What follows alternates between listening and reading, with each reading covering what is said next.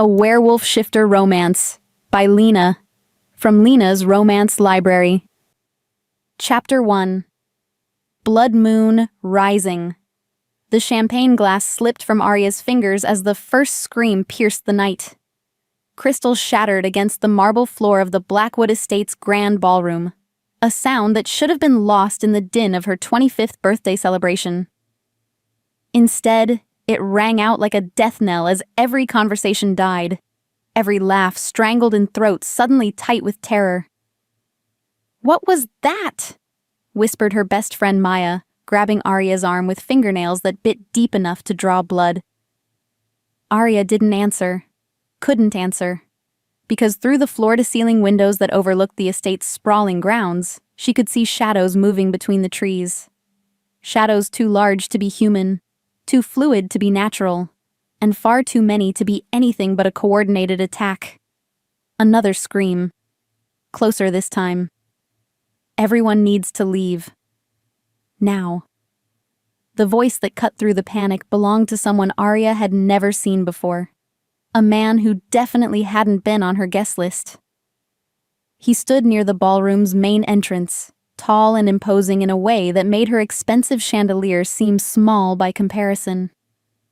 Dark hair fell across features that looked like they'd been carved from granite by an angry god, and his eyes were the color of winter storms, and they were staring directly at her. "Who the hell are you?" demanded Richard Blackwood, Arya's stepfather, puffing up his chest in that way rich men did when their authority was questioned. "This is a private party, and I'll have you—" The stranger moved faster than humanly possible. One moment he was across the room, the next he had Richard pinned against the wall with a hand around his throat. "I said everyone needs to leave. That wasn't a suggestion." The windows exploded inward. Glass rained down like deadly confetti as three massive shapes burst into the ballroom. Not shapes, wolves.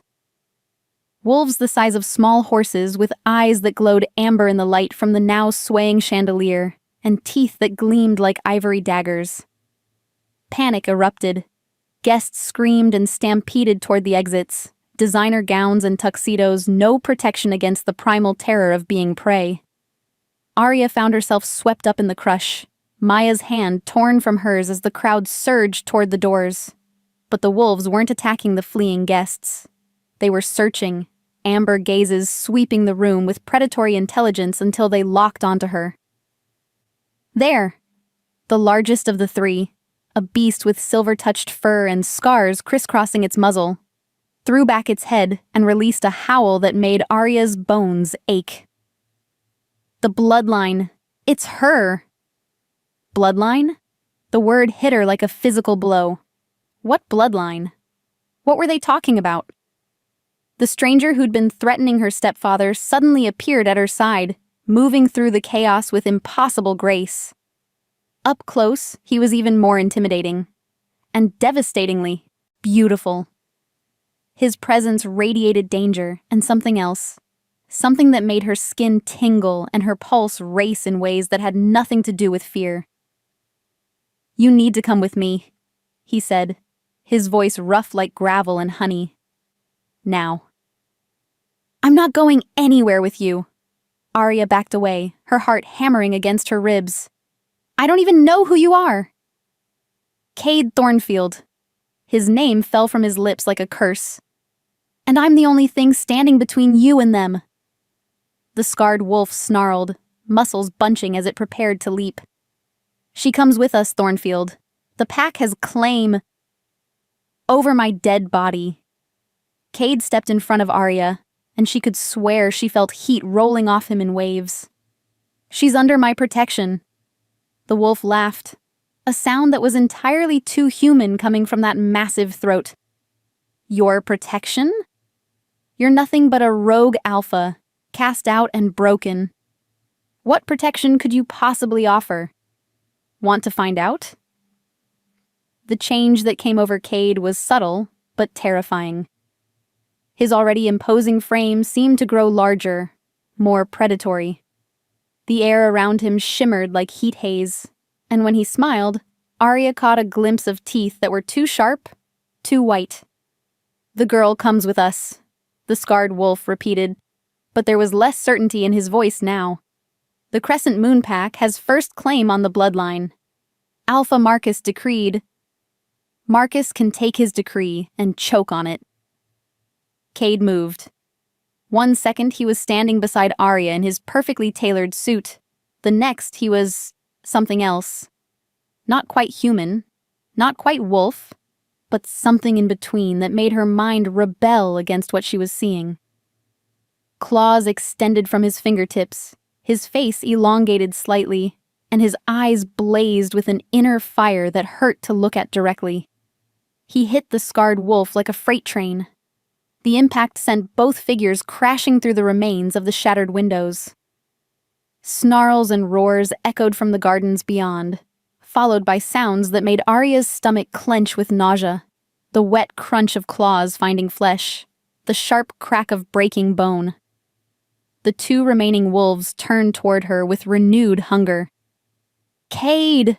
she screamed, though she didn't understand why. She didn't know him, didn't trust him, but something deep in her chest was pulling tight with the desperate need to help him somehow. "Run!" came his voice from the darkness beyond the windows, strained with pain and effort. "Arya, run!"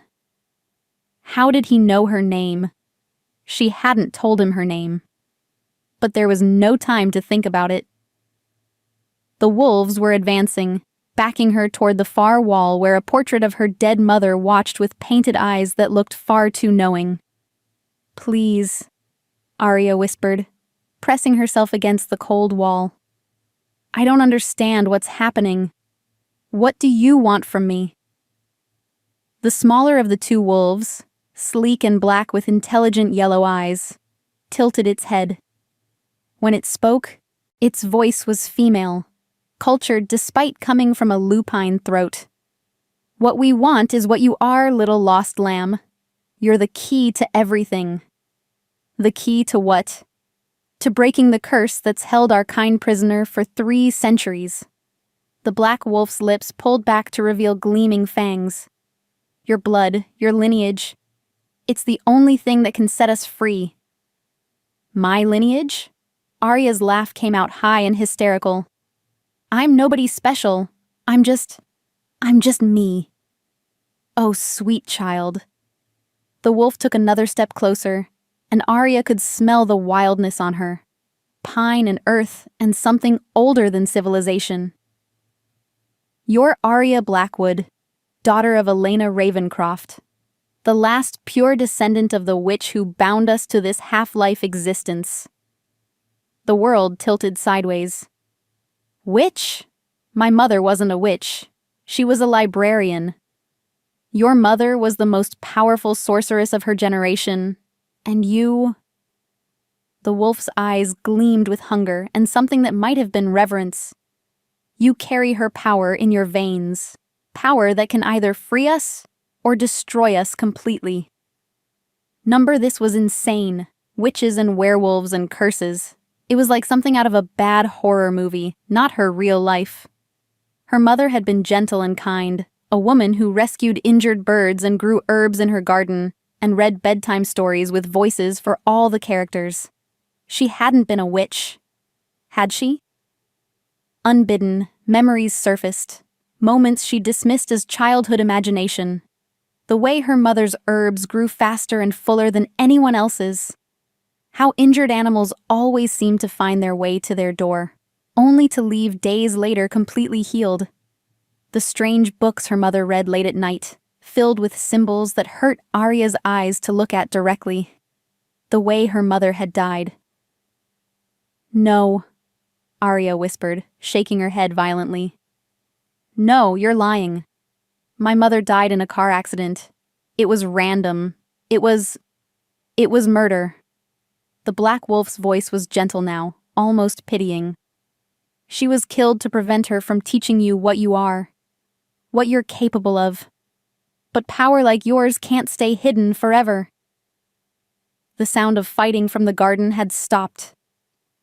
Ominous silence stretched between them. broken only by Arya's ragged breathing and the distant wail of sirens approaching too late to help. "Cade!" she called, hating the way her voice broke on his name. No answer. The Black Wolf smiled. "It seems your protector has fallen. Now, why don't you come with us willingly? There's no need for this to be painful." "Like hell." Cade's voice came from directly behind the wolves, rough and dangerous and absolutely furious. He stood in the shattered window frame, clothes torn and blood streaking his face, but very much alive. The predatory grace was still there, enhanced now by barely leashed violence. "I thought you were—" Arya started. "Dead?" His smile was sharp enough to cut glass. "It takes more than a pack of mutts to put me down permanently." The wolves spun to face him, and Arya saw their confident postures falter. Whatever had happened in the garden, they hadn't expected him to return. "This isn't over, Thornfield," the Black Wolf snarled. "The pack will come for her. We all will. She's too important to let slip away." "Let them come." Cade's voice dropped to a growl that made Arya's pulse skip. "I've been looking for a good fight." The wolves exchanged glances, some silent communication passing between them. Then, without another word, they leaped through the broken windows and disappeared into the night. Silence fell like a blanket. Arya slumped against the wall, her legs suddenly unable to support her weight.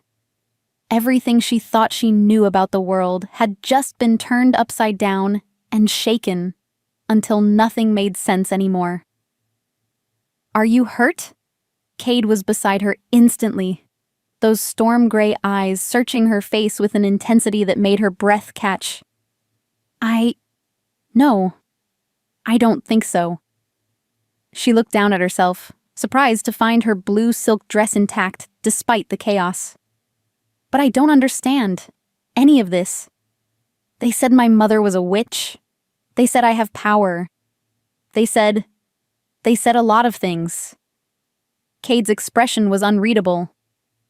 "Not all of it true. But some of it?" He was quiet for so long she thought he wouldn't answer. When he finally spoke, his voice was careful, measured. "Your mother was special. And so are you." The sirens were getting closer. Red and blue lights flashed through the broken windows, painting the destroyed ballroom in colors of emergency. "They'll have questions," Cade said, stepping back from her. "Questions you can't answer. Not yet." "Where are you going?" "Away." He moved toward the windows, then stopped, his back still to her. "This isn't the last time they'll come for you, Arya. Tonight was just the beginning." "Wait." She pushed herself off the wall, stumbling after him. "You can't just leave me here. I don't know what's happening to me." He turned back, and for a moment, his carefully controlled mask slipped. She caught a glimpse of something raw and desperate in his eyes, something that made her chest tighten with unexpected sympathy. "I'm not the one who should be teaching you," he said quietly. I'm not good for you." "Shouldn't I get to decide that?"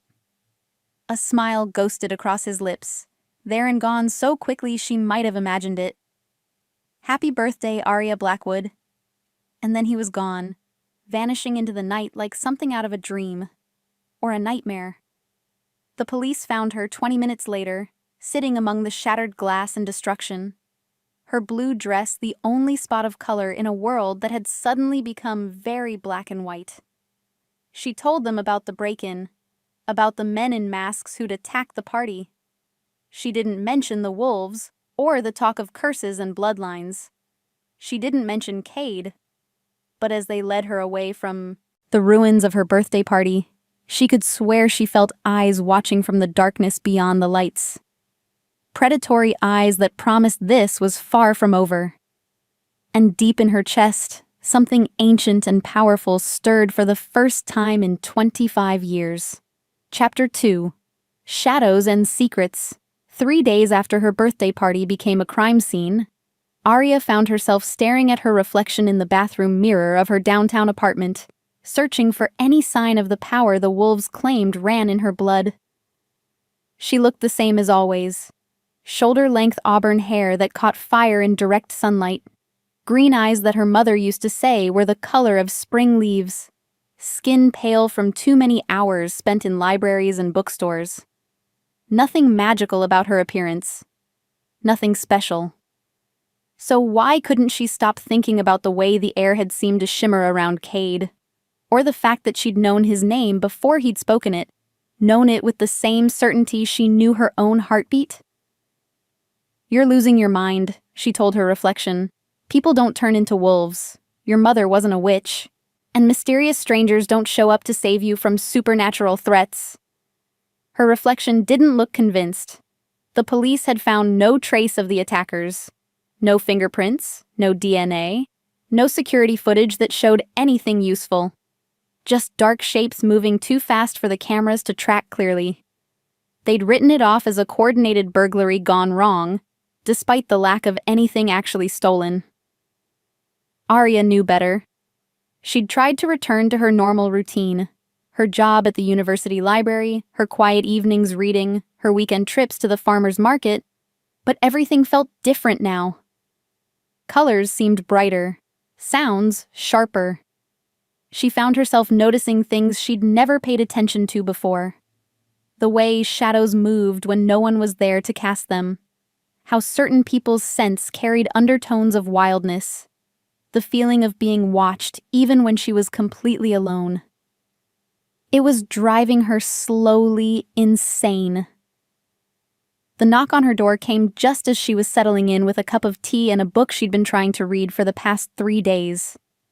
She froze, the teacup halfway to her lips, because the knock had a rhythm to it. 3 sharp raps, pause, 2 soft ones, like a code. "Arya?" The voice was female, older, with a slight accent she couldn't place. "Please, I need to speak with you. It's about your mother." Every instinct screamed at her not to answer the door. After what had happened at the party, strangers claiming to know about her mother were definitely not to be trusted. But something in the woman's voice, a note of desperate urgency, made her feet carry her toward the door anyway. She peered through the peephole and saw a woman in her 60s, silver hair pulled back in an elegant bun, wearing a long coat despite the warm evening. She looked harmless enough, but then again, so had the black wolf until it had started talking about curses and bloodlines. "Who are you?" Arya called through the door. "My name is Celeste Moreau. I was your mother's mentor." Mentor? Her mother had never mentioned a mentor. Then again, her mother had apparently never mentioned being a witch either. "I don't know what you're talking about." "Elena Ravencroft," the woman said, and something in the way she spoke her mother's maiden name made Arya's chest tighten. "Born under a blood moon in 1970. Daughter of Margaret Ravencroft, granddaughter of Anna Ravencroft. The last in a line of guardians stretching back 7 generations." Arya's hand trembled as she reached for the deadbolt. "How do you know that?" "Because I was there when she was born. I was there when she first showed signs of her gifts. And I was there the night she died, though I arrived too late to save her." The words hit Arya like a physical blow. The official story was that her mother had died alone, her car skidding off a rain-slicked road on her way home from a late night at the library. No witnesses, no other cars involved, just a tragic accident. "She wasn't alone," Arya whispered, her forehead pressed against the cool wood of the door. "No, child, she wasn't." Arya's hands shook as she undid the locks and opened the door. Celeste Moreau was smaller than she'd appeared through the peephole, but there was a presence about her that filled the doorway. Her dark eyes, so dark they were almost black, held depths of knowledge that made Arya feel like a child. "May I come in? What I have to tell you," It's not safe to discuss in the hallway. Arya stepped back, gesturing the older woman inside. Celeste moved with fluid grace, her gaze taking in every detail of the apartment. The overflowing bookshelves, the herbs growing on the windowsill, the collection of crystals Arya had inherited from her mother and never understood. "You have her gift for growing things," Celeste observed, touching one of the thriving basil plants. "Though you don't know it yet." "What gift?" "I just follow the care instructions." Celeste's smile was sad. "No instructions in the world could make plants flourish like this without magic, child. You've been unconsciously feeding them with your energy since you were small." Arya sank onto her couch, feeling like the world was tilting off its axis again.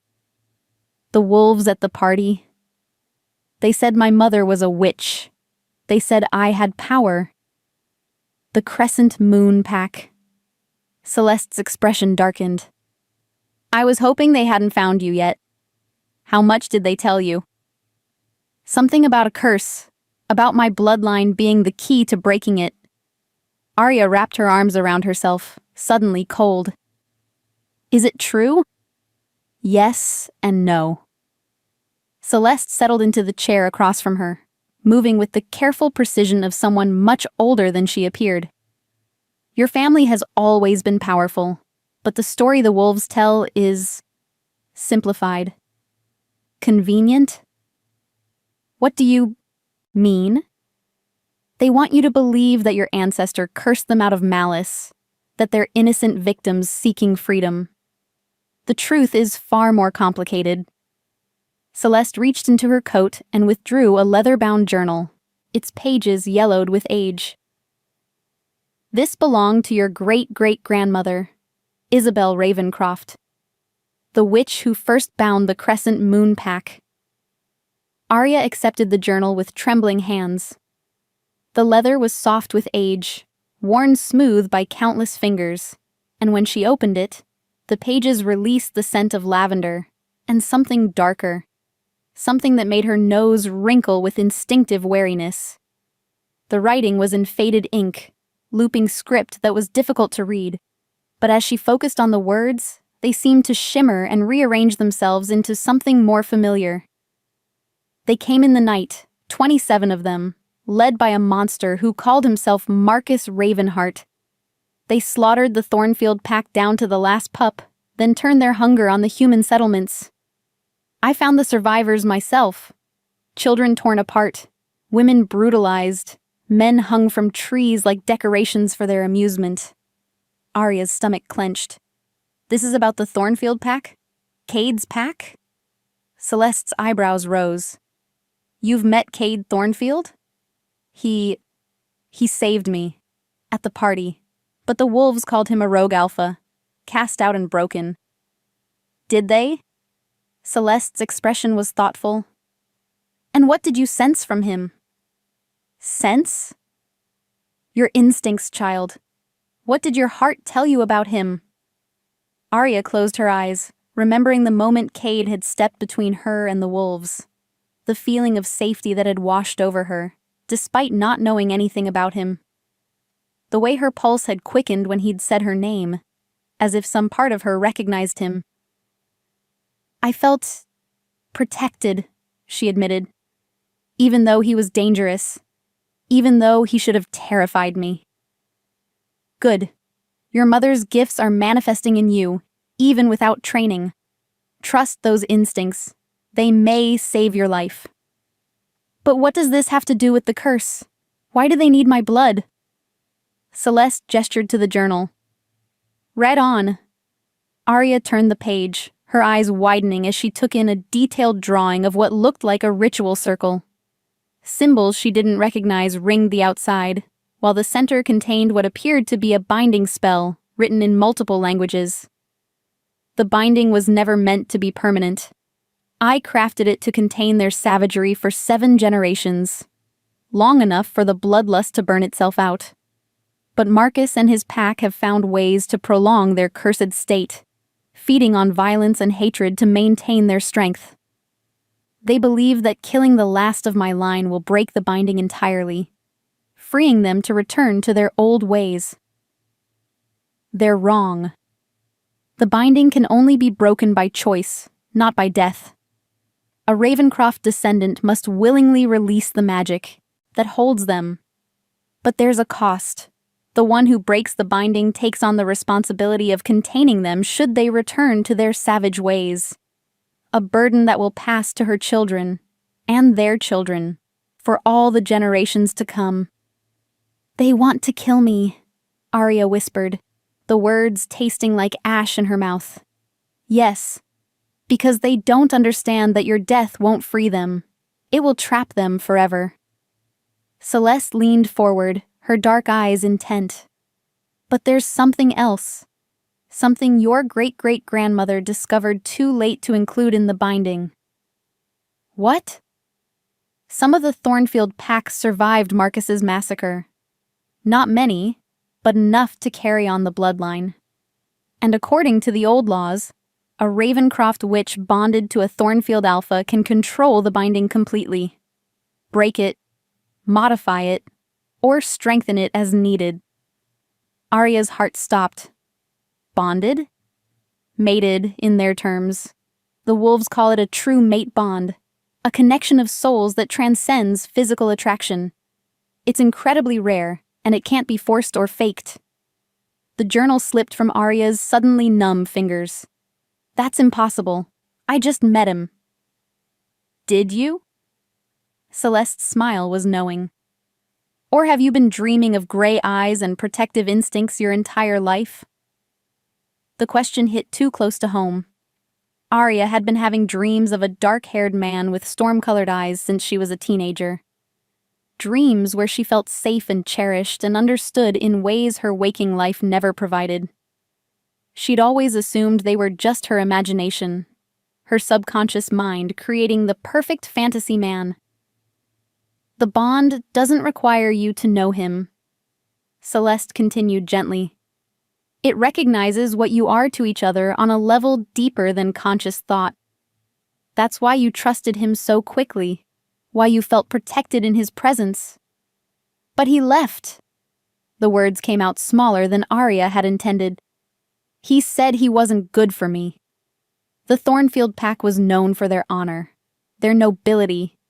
If Cade truly is the last of their line, he would consider himself unworthy of a bond with someone as pure as you, especially if he blames himself for not being able to save the rest of his pack.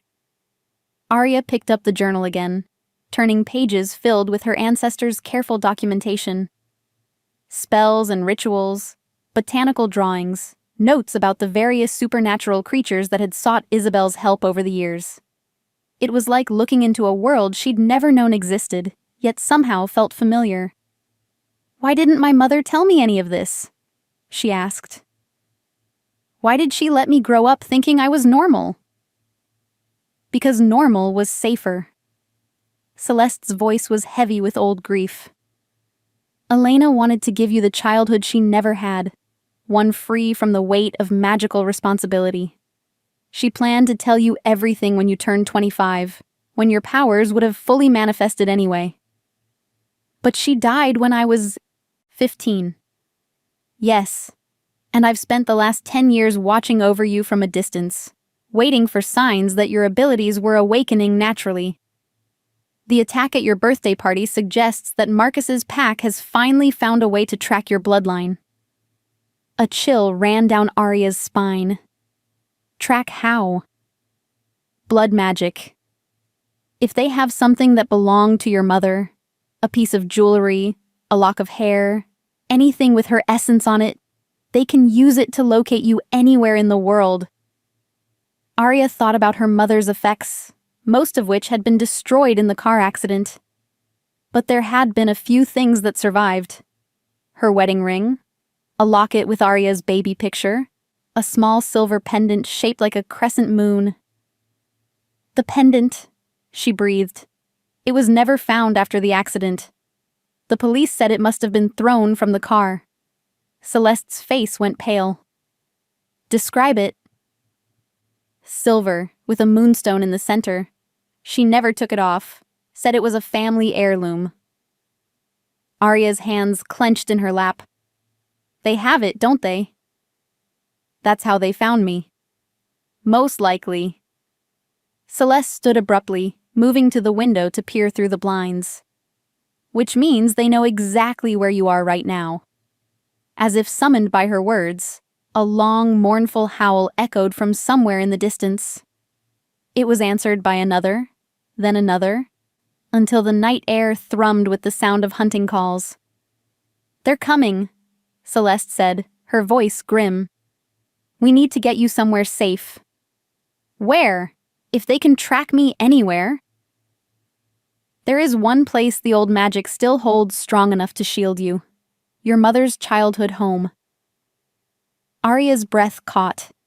She'd been to the house only once, shortly after her mother's death, when her stepfather had hired someone to clear out the belongings. It had felt wrong somehow, being there without her mother, and she'd left after less than an hour. The house was sold years ago. The buyers found reasons to move away within months. It's been empty ever since.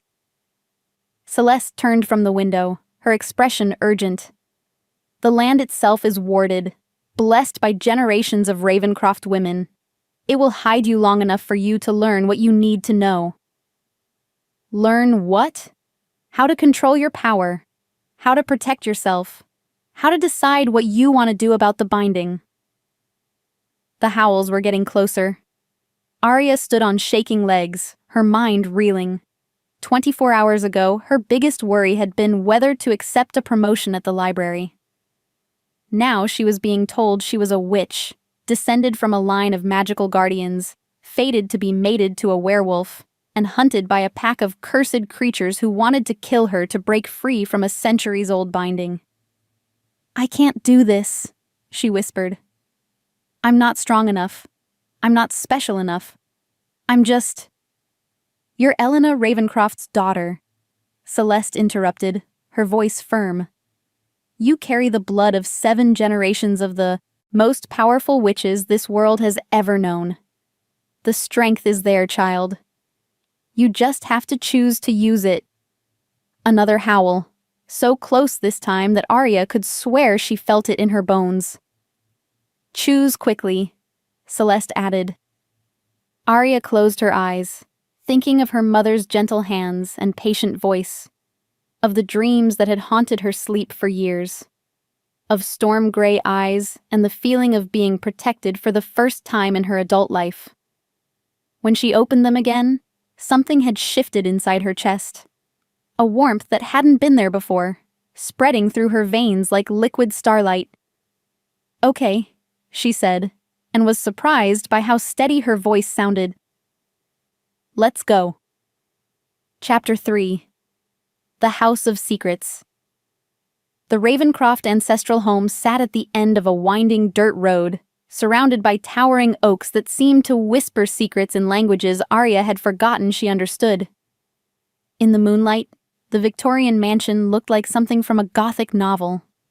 All sharp angles and shadow-carved towers, with windows that reflected the stars like watching eyes. "It's bigger than I remembered," Arya said, stepping out of Celeste's ancient Mercedes. The air here felt different. Thicker somehow, charged with an energy that made her skin tingle and her pulse race. "Memory has a way of diminishing the places of our childhood," Celeste replied, retrieving a worn leather bag from the trunk. "Especially when those places hold power we're not ready to understand." The front door opened before they reached it. Arya froze, every instinct screaming danger, but Celeste continued walking as if nothing unusual had happened. "The house recognizes you," she explained. "Your bloodline built the wards here. It's welcoming you home." Home. The word felt strange on Arya's tongue. She'd never thought of this place as home. Had barely thought of it at all since that awful day 10 years ago when she'd come to collect her mother's things. But as she stepped across the threshold, something deep in her chest loosened, like a breath she'd been holding her entire life. The interior had changed since her last visit. Where she remembered dust covers and cobwebs, everything was now clean and polished, as if the house had been maintaining itself in anticipation of her return. Moonlight streamed through tall windows, illuminating familiar furniture that had somehow survived a decade of abandonment without a speck of decay. "How is this possible?" she whispered, running her fingers along the surface of her mother's writing desk. It was exactly as Elena had left it. Fountain pen laid precisely beside a half-finished letter, reading glasses folded neatly on a stack of books. "Magic has a way of preserving what matters," Celeste said softly. "Your mother poured so much love into this house, so much protective intent, that it continues to honor her wishes even after her death." Arya picked up the letter her mother had been writing, recognizing the familiar handwriting immediately. But as she tried to read the words, they seemed to shift and blur, rearranging themselves into something that made her heart stop. "My dearest Arya, if you're reading this, then I am gone, and the time for secrets has passed. I'm so sorry I couldn't tell you myself. Sorry I couldn't prepare you for what you are, what you're capable of. I thought I had more time. By now you will have learned the truth about our family, about the responsibility that has been passed down through 7 generations of Ravencroft women. You may be angry with me for keeping this from you, for letting you believe you were ordinary when you are anything but. Know that everything I did, every choice I made, was to protect you. But protection can only last so long.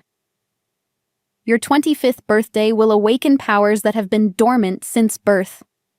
You'll be able to hear the whispers of growing things, to sense the emotions of others, to bend the natural world to your will.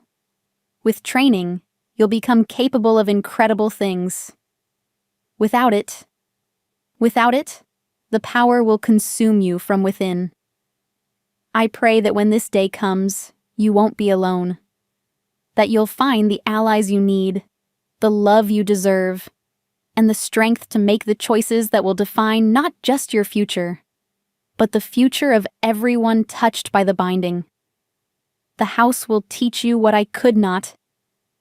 Listen to its whispers, trust its guidance, and remember that you are never as powerless as you feel.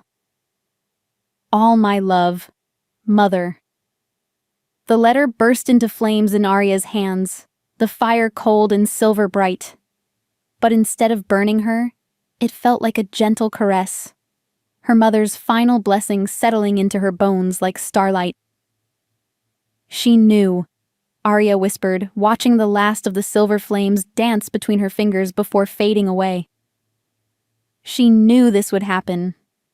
Elena was gifted with foresight, Celeste confirmed. One of her many talents. She saw fragments of possible futures, enough to make preparations. What kind of preparations? Instead of answering, Celeste gestured toward the stairs. "Your mother's study is on the 2nd floor. Everything you need to understand your heritage is there." The study had been off limits during Arya's childhood, one of the few rooms in the house where she wasn't allowed to play. Now she understood why. The moment she stepped inside, power washed over her in waves so intense they made her knees buckle. Books lined every wall from floor to ceiling. Not just books, but grimoires bound in leather and scales and materials she couldn't identify. Crystals hummed with stored energy from every surface. Herbs hung drying from the rafters, their mingled scents creating a perfume that was intoxicating and dangerous in equal measure. And in the center of it all sat a mirror. Not an ordinary mirror. This one was ancient. Its silver surface rippled like water, reflecting things that weren't actually in the room. As Arya approached it, she could see shadows moving in its depths, shapes that looked almost like memories, Celeste said, coming to stand beside her. "The mirror of seeing. It's been in your family for over 2 centuries. Used to store important moments and knowledge that needed to be preserved. How does it work? Touch the surface and think of what you want to see. But be careful, sometimes the mirror shows you what you need to know, rather than what you want to know. And not all truths are comfortable to witness." Arya hesitated, her hand hovering inches from the silver surface. Part of her wanted to turn around and walk away, to pretend she'd never learned about any of this. To go back to her quiet life, and her predictable routine, and her safe, boring existence. But the warmth in her chest, the power that had awakened during the attack at her birthday party, pulsed with encouragement. This was her birthright. Her heritage. She had a right to know. She pressed her palm against the mirror's surface. The world exploded into silver light. Suddenly she was standing in this same room, but it was different. Younger somehow, filled with the warm light of oil lamps instead of electric bulbs. A woman who looked exactly like an older version of Arya sat at the desk, her auburn hair streaked with silver, her green eyes focused intently on a complex spell circle, drawn in what looked like salt and crushed pearls. Great-great-grandmother. Arya breathed, recognizing Isabel Ravencroft from the journal drawings. The scene shifted, and now she was watching Isabel work by candlelight, tears streaming down her face as she bound the crescent moon pack. But these weren't tears of effort or concentration. They were tears of grief, of a woman forced to do something that broke her heart. "I'm sorry," Isabel whispered to the night beyond her window. "I'm so sorry it has to be this way, but I won't let them destroy any more innocence. I won't let them turn our children into monsters." The mirror rippled, showing another scene. This time it was Arya's mother, young and radiant, standing in a moonlit clearing with a man Arya had never seen before. He was tall and broad-shouldered, with kind eyes and gentle hands that cradled Elena's face like she was made of spun glass.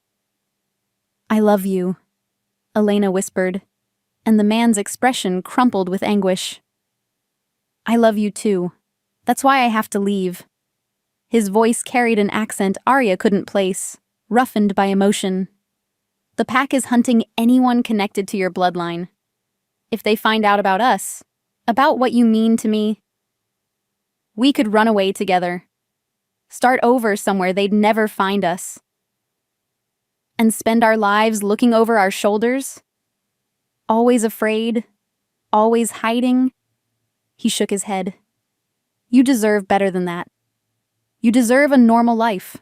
A human life. I deserve to choose." Elena's hands fisted in his shirt. "Don't make this decision for me." But he was already pulling away, already stepping back, into the shadows. "Take care of yourself, Elena Ravencroft. And if you ever have a daughter, keep her safe. Keep her hidden. The old bloodlines are stronger than we know."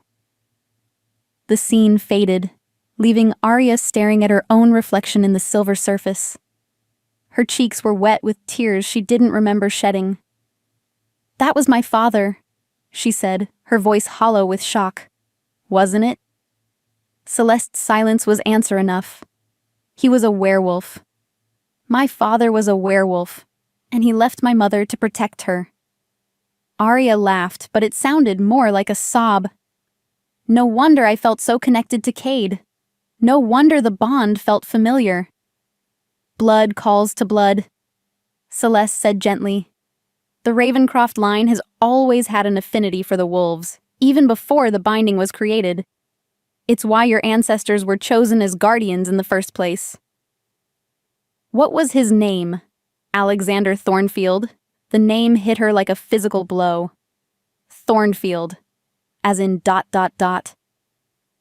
Cade's uncle.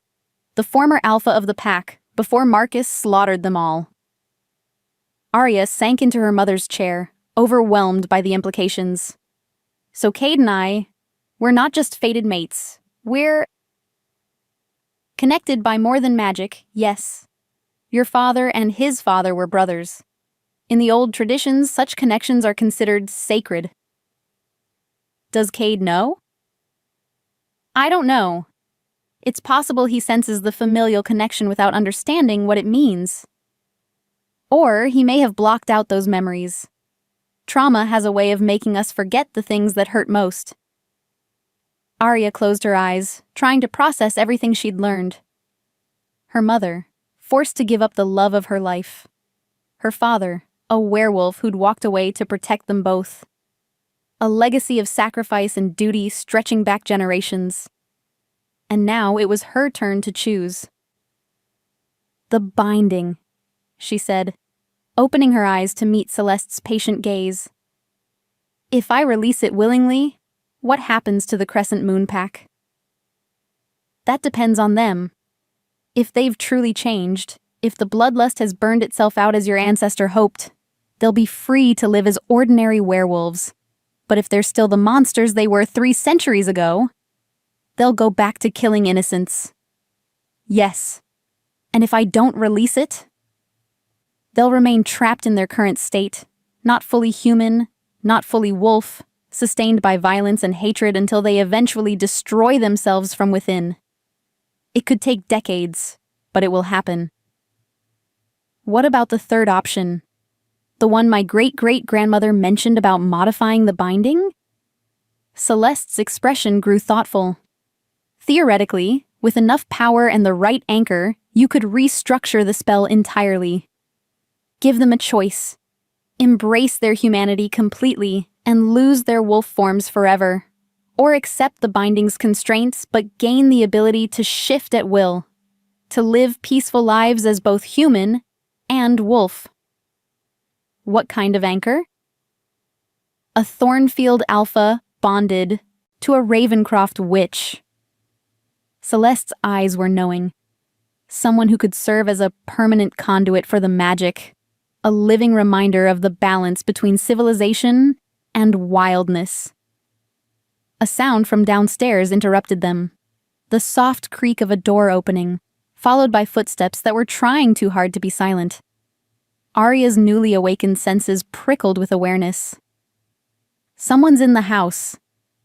Celeste moved to the window, her expression grim. The wards are still intact. Whoever it is, they're not trying to break in. They were invited. Invited by whom? By the house itself. Celeste turned back to Arya, her dark eyes serious. The Ravencroft wards are programmed to recognize allies, even ones you haven't consciously acknowledged yet. The footsteps were on the stairs now, moving with the fluid grace of a predator. Arya's heart began to race, but not with fear, with anticipation. Her body knew who was approaching before her mind caught up. Cade, she whispered. He appeared in the doorway like something out of her dreams, tall and dangerous and absolutely furious.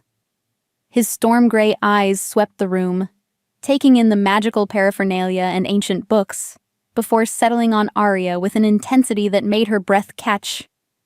"You shouldn't be here," he said, his voice rough with emotion. "It's not safe." "Nowhere is safe," Arya replied, standing to face him. "Not anymore." The pack has surrounded the property. They're testing the wards, looking for weaknesses. His gaze shifted to Celeste, and his expression hardened. "I should have known you'd be involved in this, witch." "Celeste was trying to help me," Arya said, stepping between them. "She's been protecting me. By bringing you to the one place they most want to find you?" Cade's laugh was bitter. "This house is mentioned in every story they tell about the binding. It's the seat of Ravencroft power, the place where it all began. Of course, they'd track you here eventually. The wards won't hold forever, not against a coordinated attack by an entire pack." He moved closer, and Arya could feel the heat radiating from his skin, could smell the wildness that clung to him like cologne. "You need to leave, now." "I'm not running anymore." The words surprised her with their conviction. "I'm tired of being afraid, tired of not understanding what's happening to me. This is my heritage, my responsibility." "Your responsibility?" Cade's eyes flashed with something that might have been pain. "You think you owe these monsters anything? They killed my family, Arya. They slaughtered innocents for sport. They don't deserve freedom. Maybe not, but I deserve the truth." She lifted her chin, meeting his gaze steadily. All of it, including why you really left the night of my party. Something flickered in his expression.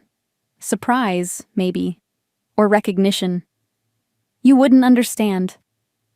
Try me. He was quiet for a long moment, his hands clenched at his sides as if he were fighting some internal battle. When he finally spoke, his voice was barely above a whisper. Because you smell like home. The words hit her like a physical blow. What? From the moment I caught your scent at that party, every instinct I have has been screaming that you're mine. My mate, my anchor, my reason for existing. His smile was sharp with self-loathing. But I'm a broken alpha with no pack, no territory, no way to protect you from the monsters that want you dead. What could I possibly offer someone like you? Someone like me? Pure, innocent, untouched by the violence that's defined my entire existence. Arya stepped closer, close enough to see the gold flecks in his gray eyes, close enough to feel the tension radiating from his powerful frame. I'm not as innocent as you think. Arya, he warned, his voice dropping to a growl. My father was Alexander Thornfield. Cade went absolutely still. That's impossible. Is it? You tell me I smell like home. Maybe it's because we share blood, because my father was your uncle. Alex died with the rest of the pack. I watched Marcus tear out his throat myself. No. Celeste's voice cut through the tension. Alexander escaped the massacre. He lived in exile for nearly 30 years before the grief finally consumed him. Cade spun to face her, his face a mask of anguish and hope and desperate hunger for answers. You're lying. I never lie about the dead. Celeste moved to one of the bookshelves, withdrawing a leather portfolio tied with ribbon. Elena kept records of their correspondence. Letters he sent her from various hiding places around the world, always moving, always looking over his shoulder. She held out the portfolio to Cade, who took it with hands that trembled almost imperceptibly.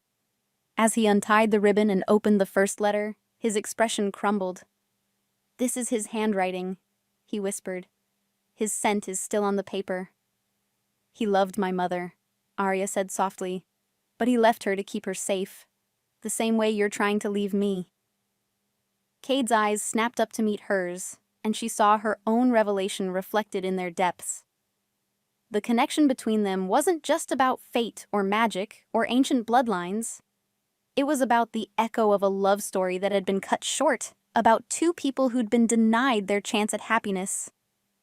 This doesn't change anything, he said, but his voice lacked conviction. It changes everything. Arya reached out, covering his hands with hers.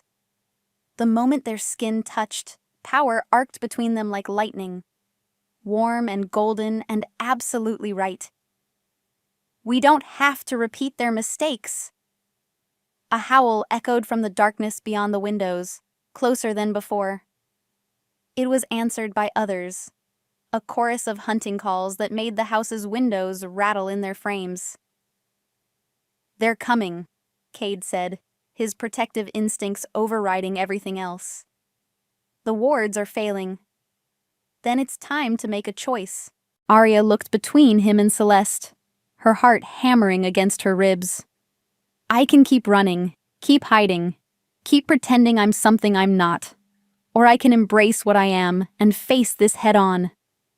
Arya, Celeste said carefully, what are you thinking?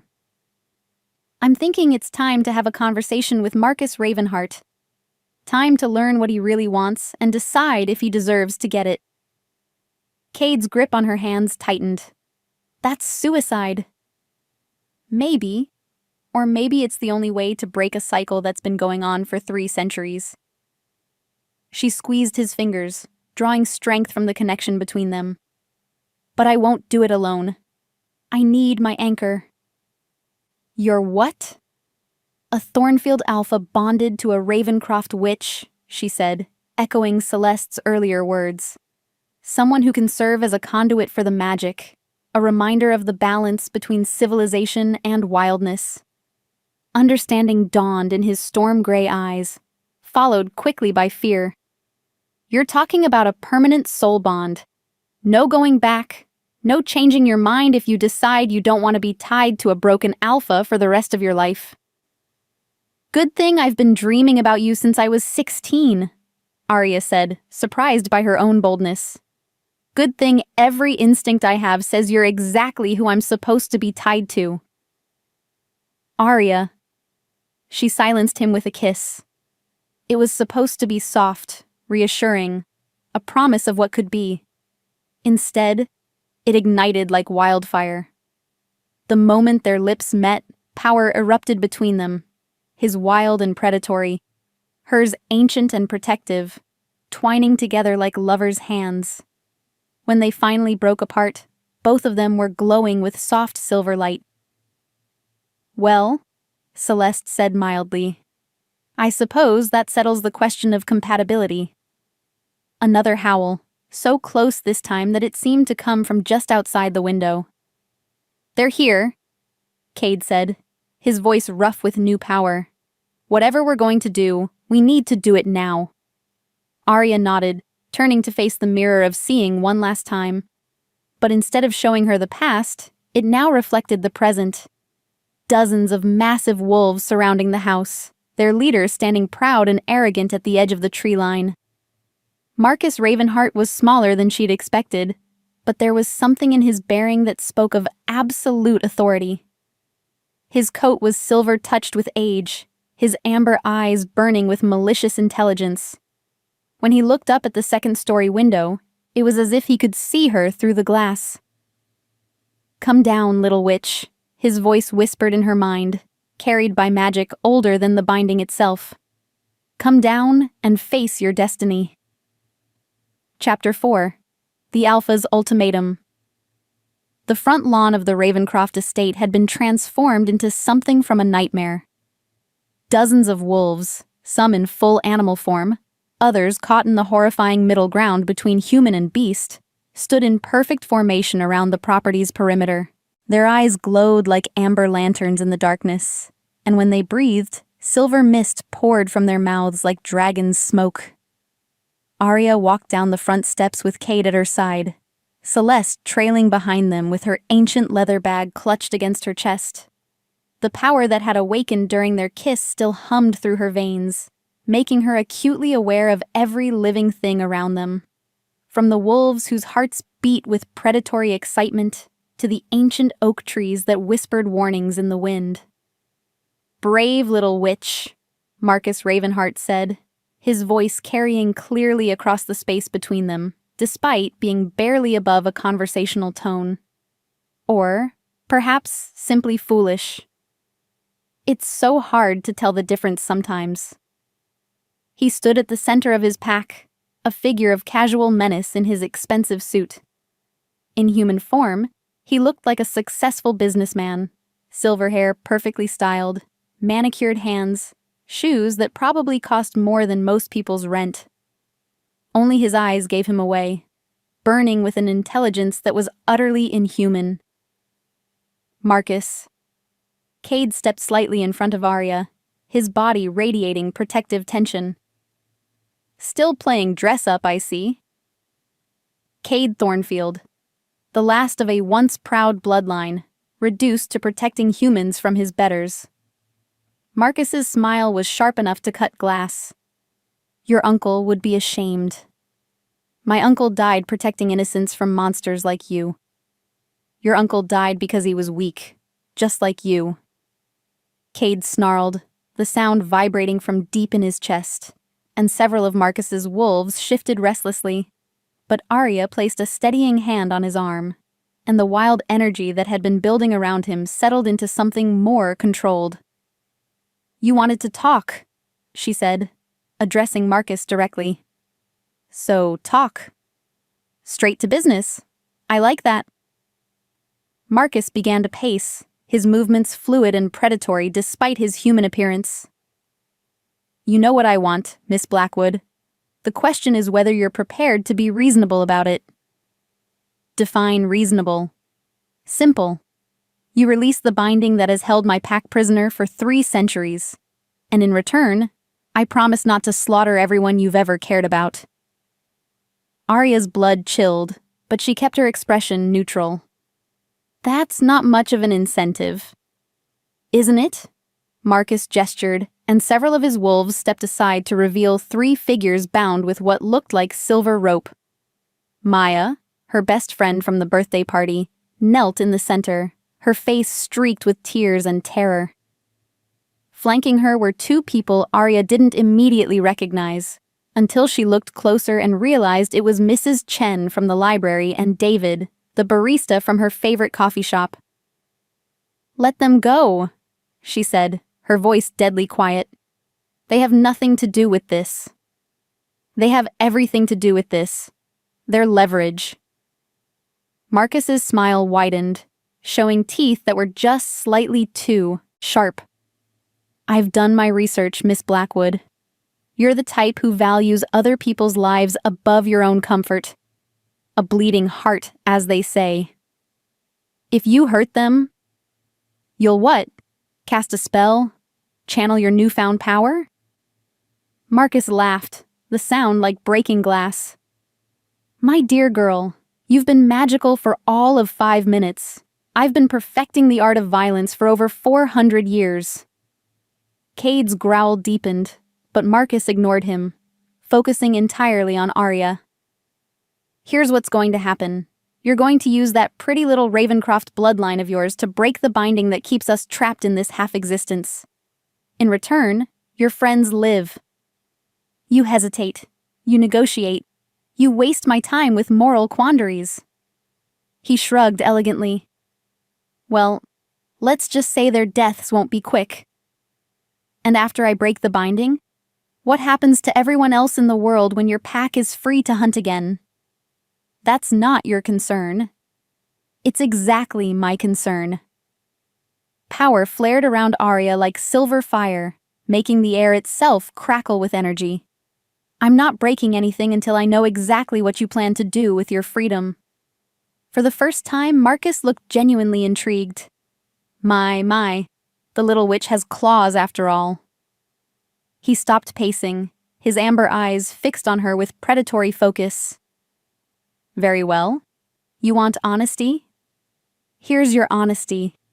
He gestured to the wolves around them. "Do you see them, Miss Blackwood? Really look at them. What do you see?" Arya let her newly awakened senses expand, studying the pack members more carefully. What she saw made her stomach clench with unexpected sympathy. They weren't the monsters she'd expected. Many bore scars from old battles, their eyes haunted with the weight of centuries. Some looked tired, worn down by an existence that offered neither full humanity nor complete wildness. A few of the younger ones seemed almost desperate, as if they were holding on to their sanity by the thinnest of threads. "I see people who are suffering," she said quietly. "Suffering. Yes." Marcus's expression softened slightly, becoming almost human. 300 years of being trapped between forms, Miss Blackwood. 300 years of feeling the call of the hunt, but being unable to answer it properly. Of having human thoughts but wolf instincts, wolf needs but human limitations. He moved closer, and despite every instinct screaming at her to run, Arya held her ground. The binding was meant to be temporary, a punishment that would teach us restraint, help us learn to control our baser impulses. Instead, it became a prison that's slowly driving us all insane. So you want freedom to go back to being monsters? I want freedom to choose what we become. His voice carried a note of genuine pain. Some of my pack would choose to embrace their humanity completely, to live normal lives and raise families and grow old peacefully. Others would choose the wild, becoming true wolves and leaving human concerns behind forever. And you? Marcus was quiet for a long moment, his gaze distant. "I would choose to die." The confession hit her like a physical blow. What? 4 centuries is a long time to carry the weight of the things I've done, the lives I've taken. I've been ready to rest for decades, but the binding won't let me age properly, won't let me find peace. His smile was infinitely sad. Breaking it would give me the option to simply stop. You could have told me that from the beginning, Arya said, struggling to reconcile this weary, broken man with the monster she'd been expecting. Would you have believed me? Would any of you? Marcus gestured to Cade and Celeste. My reputation precedes me, Miss Blackwood. I am, by any reasonable definition, a mass murderer. The things I did before the binding, they were monstrous. But I've had 3 centuries to think about those choices, to regret them, to wish I could take them back. Pretty words, Cade said, his voice flat with disbelief. But words are cheap. How do we know this isn't just another manipulation? Because, Marcus said simply, I'm tired of manipulating people. I'm tired of everything. He turned back to Arya, and she could see the genuine exhaustion in his eyes, the weight of centuries bearing down on him like a physical force. Break the binding, Miss Blackwood. Let us choose our own fates, and if some of us choose to be monsters again, well, at least you'll have a Thornfield Alpha to help you stop them. What do you mean? The binding can't just be broken. It can be modified, reformed. Your ancestor was powerful, but she was working alone, trying to contain an entire pack with nothing but her own will, and a few hastily gathered allies. Marcus gestured between her and Cade. You have something she didn't, a true mate bond with the last of the Thornfield line. Together, you could reshape the magic entirely. Celeste stepped forward, her dark eyes sharp with interest. What exactly are you proposing? A new binding, one that gives us choices but builds in consequences. Marcus began to pace again, his movements gaining energy as he spoke.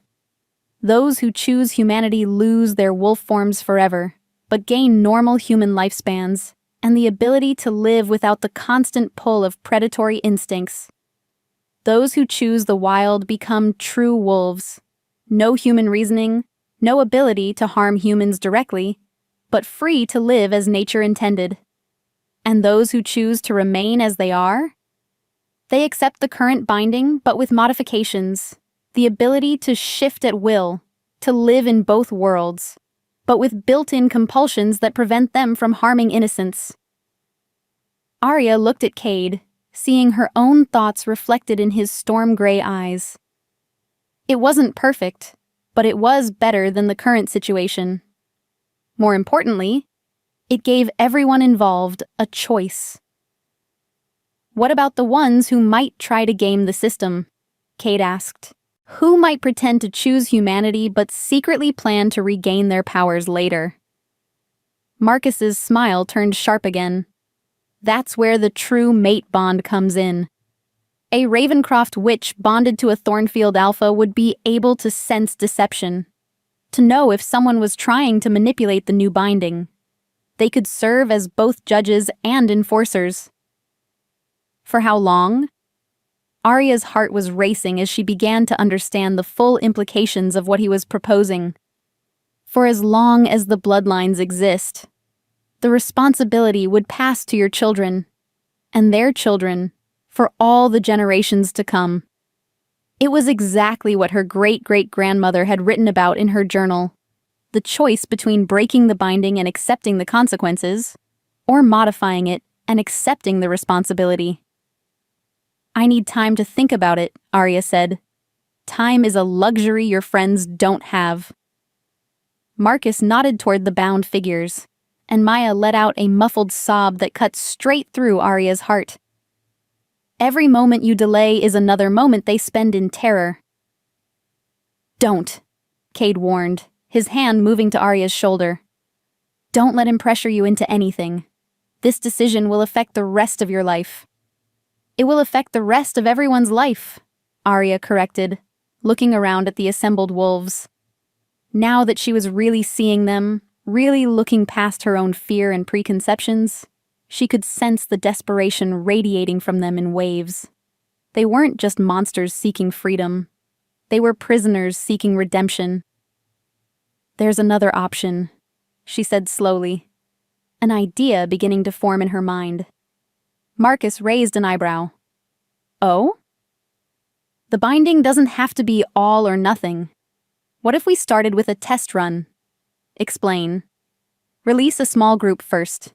Maybe 5 or 6 of your pack members, ones who genuinely want to choose humanity. Let them make the transition, live normal lives for a year or 2. If they succeed, if they prove the new binding can work, then we extend it to the rest of the pack." Marcus considered this, his expression thoughtful. "And if they fail? Then the original binding snaps back into place, and we try something else." "You'd be willing to take that risk?" Arya looked at Cade, drawing strength from the connection between them. "We'd be willing to take that risk." "Interesting." Marcus turned to address his pack. "What do you think? Who among you would volunteer for such an experiment?" Several wolves stepped forward immediately, their human form faces hopeful for the first time since Arya had laid eyes on them.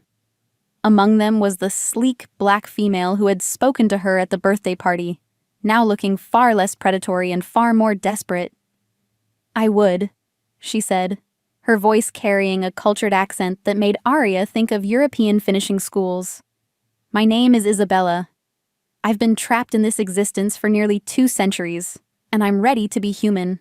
Completely, permanently human." Others nodded agreement. A young man who couldn't have been turned before his 21st birthday. An older woman whose eyes held the weight of maternal instincts that had been frustrated by centuries of being unable to settle down and raise children. "Very well," Marcus said after a moment. "But I have conditions." "Such as?" "The test subjects remain under my authority until the trial period ends. If something goes wrong, if the new binding proves inadequate, they return to the pack immediately." Arya nodded slowly. "Agreed. But I have a condition too." "Which is?" "My friends go free, right now, before we do anything else." Marcus studied her for a long moment, then gestured to several of his wolves.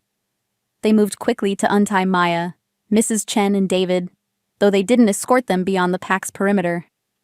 "They're free to leave," Marcus said, "but they've seen too much, know too much. If they speak of what happened here tonight..." "They won't," Arya said firmly, meeting Maya's terrified eyes.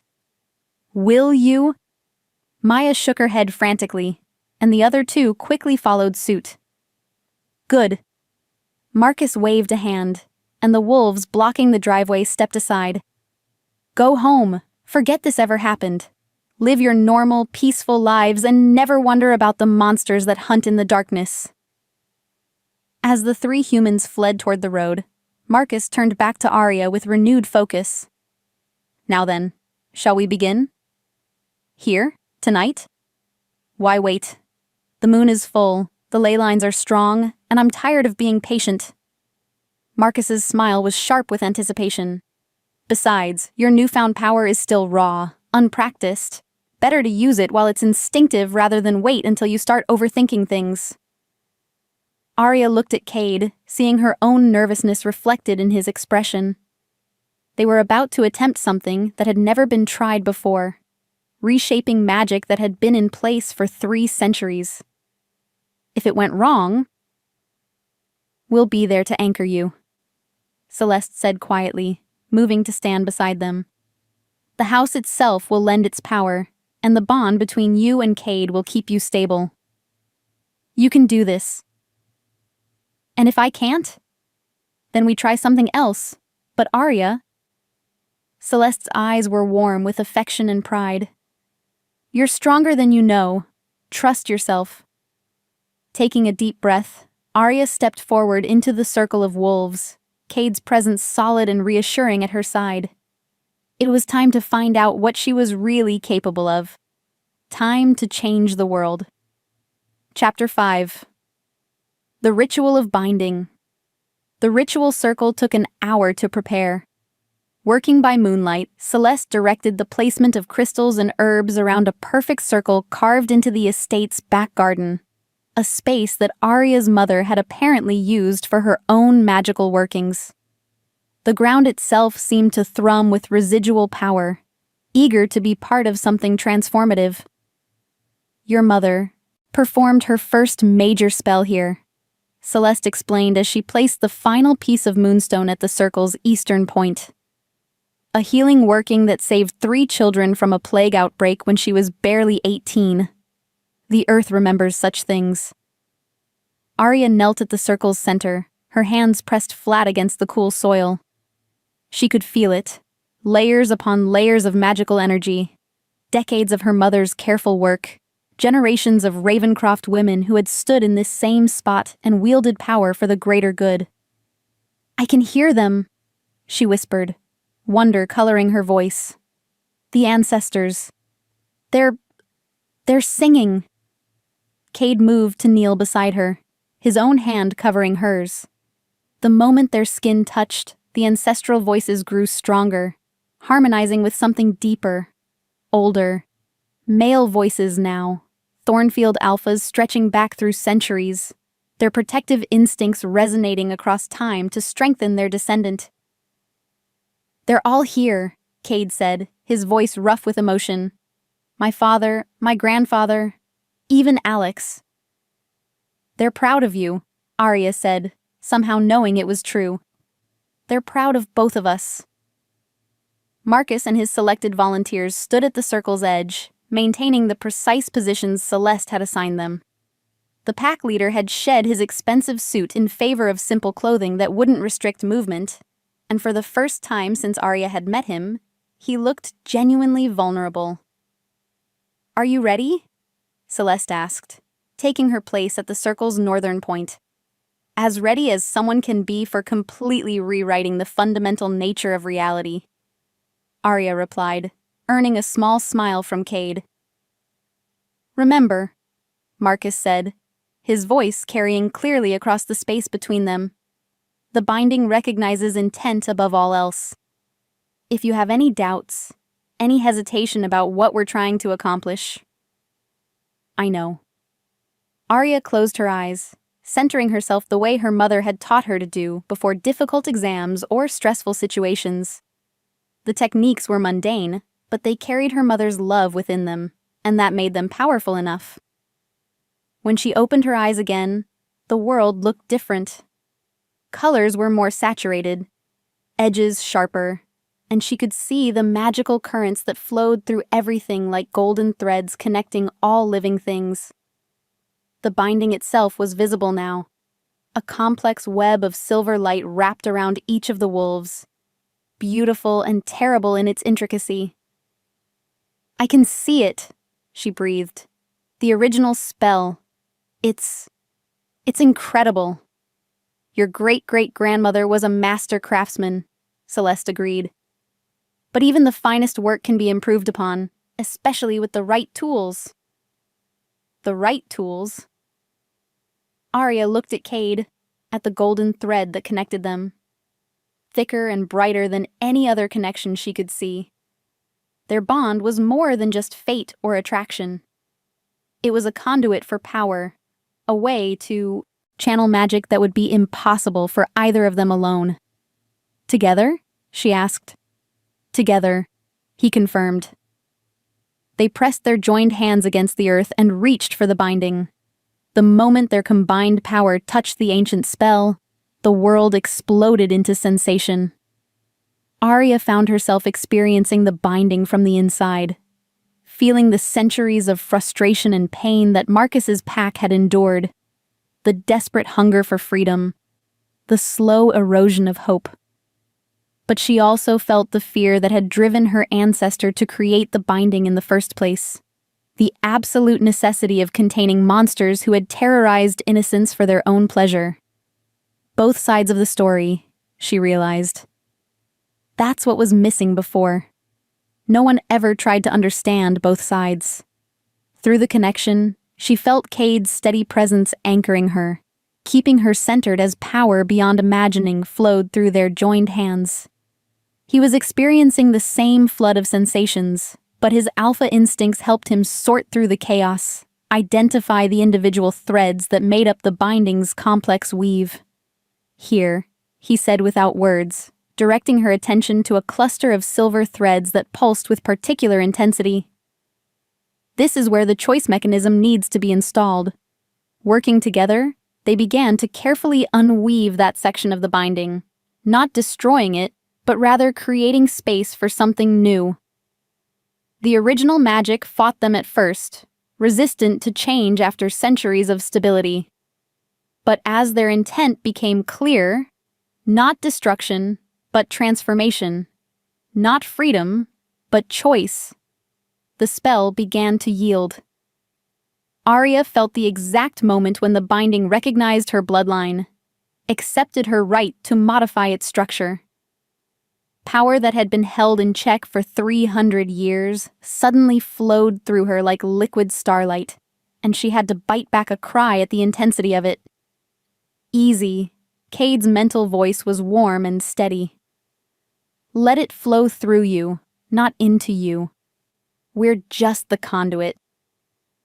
Following his guidance, she let the power pass through their joined hands and into the new pattern they were weaving. A choice matrix that would allow each pack member to select their own fate.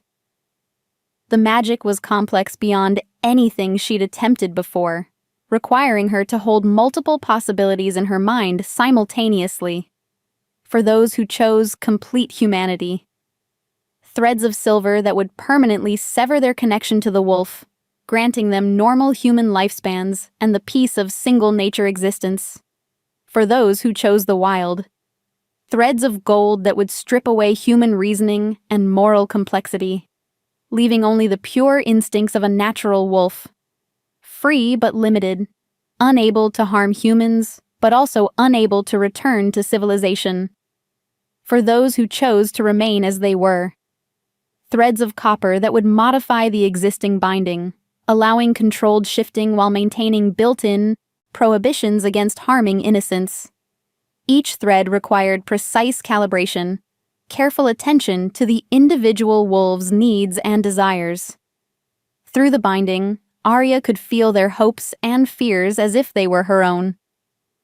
Isabella's desperate longing for a normal life, complete with the possibility of growing old and having children. The young man's desire to run wild through forests, free from the burden of human conscience. The older woman's wish to remain connected to both sides of her nature, while finally being able to trust herself around vulnerable humans. "It's working." Cade's mental voice was filled with wonder. The choice matrix is integrating with the original binding. They'll actually be able to choose. But even as the new pattern took shape, Arya became aware of something else. A dark undercurrent in the magic. A sense of watchful malevolence that hadn't been there moments before. "We're not alone," she warned Cade, her attention fragmenting as she tried to maintain the delicate spell work while identifying the threat. "I feel it too. Something's coming." Through her enhanced senses, Arya became aware of new shapes moving at the edge of the property. Wolves, but not part of Marcus's pack. These were larger, more savage, their eyes burning with a hunger that made her stomach clench with instinctive fear. "Marcus!" she called out, not daring to break her concentration on the spell. "We have company." The pack leader's head snapped up, his nostrils flaring as he caught an unfamiliar scent. His expression went from focused anticipation to deadly fury in the span of a heartbeat. "Rogues!" he snarled. The Shadowclaw pack. They must have sensed the binding weakening. "How many?" Cade asked, his voice tight with the effort of maintaining his part of the spell. "Too many." Marcus gestured to several of his pack members. "Elena, David, form a perimeter. Don't let them get close to the circle."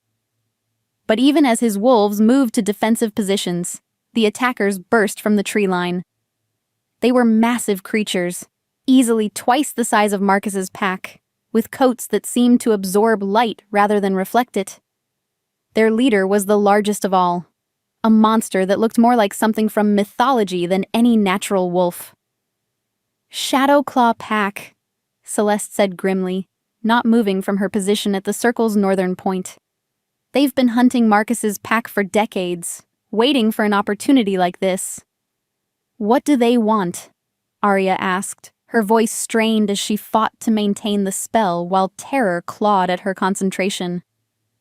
"What they've always wanted, to claim Marcus's territory and absorb his pack through conquest." Celeste's dark eyes were grim.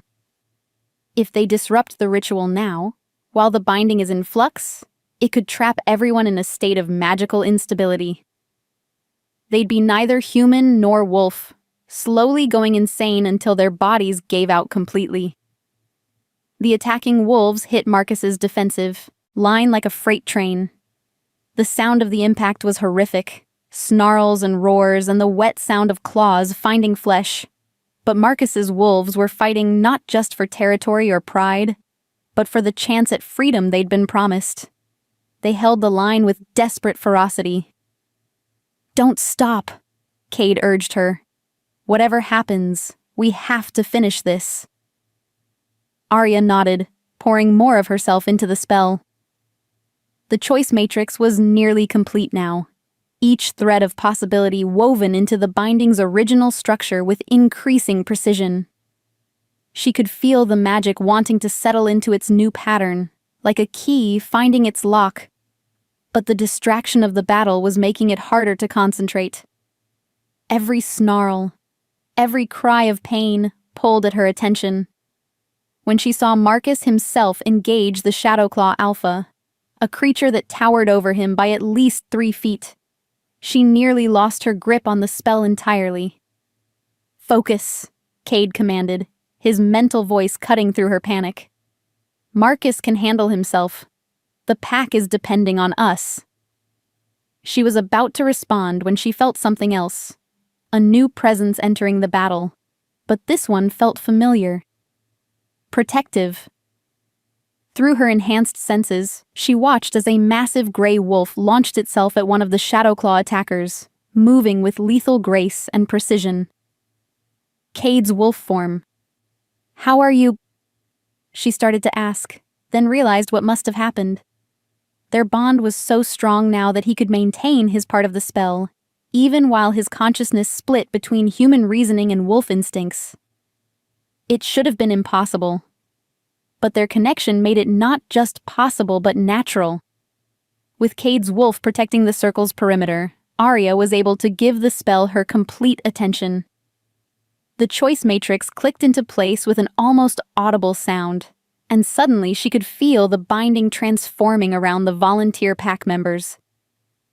Isabella gasped, her back arching as silver light poured through her. When it faded, she looked different.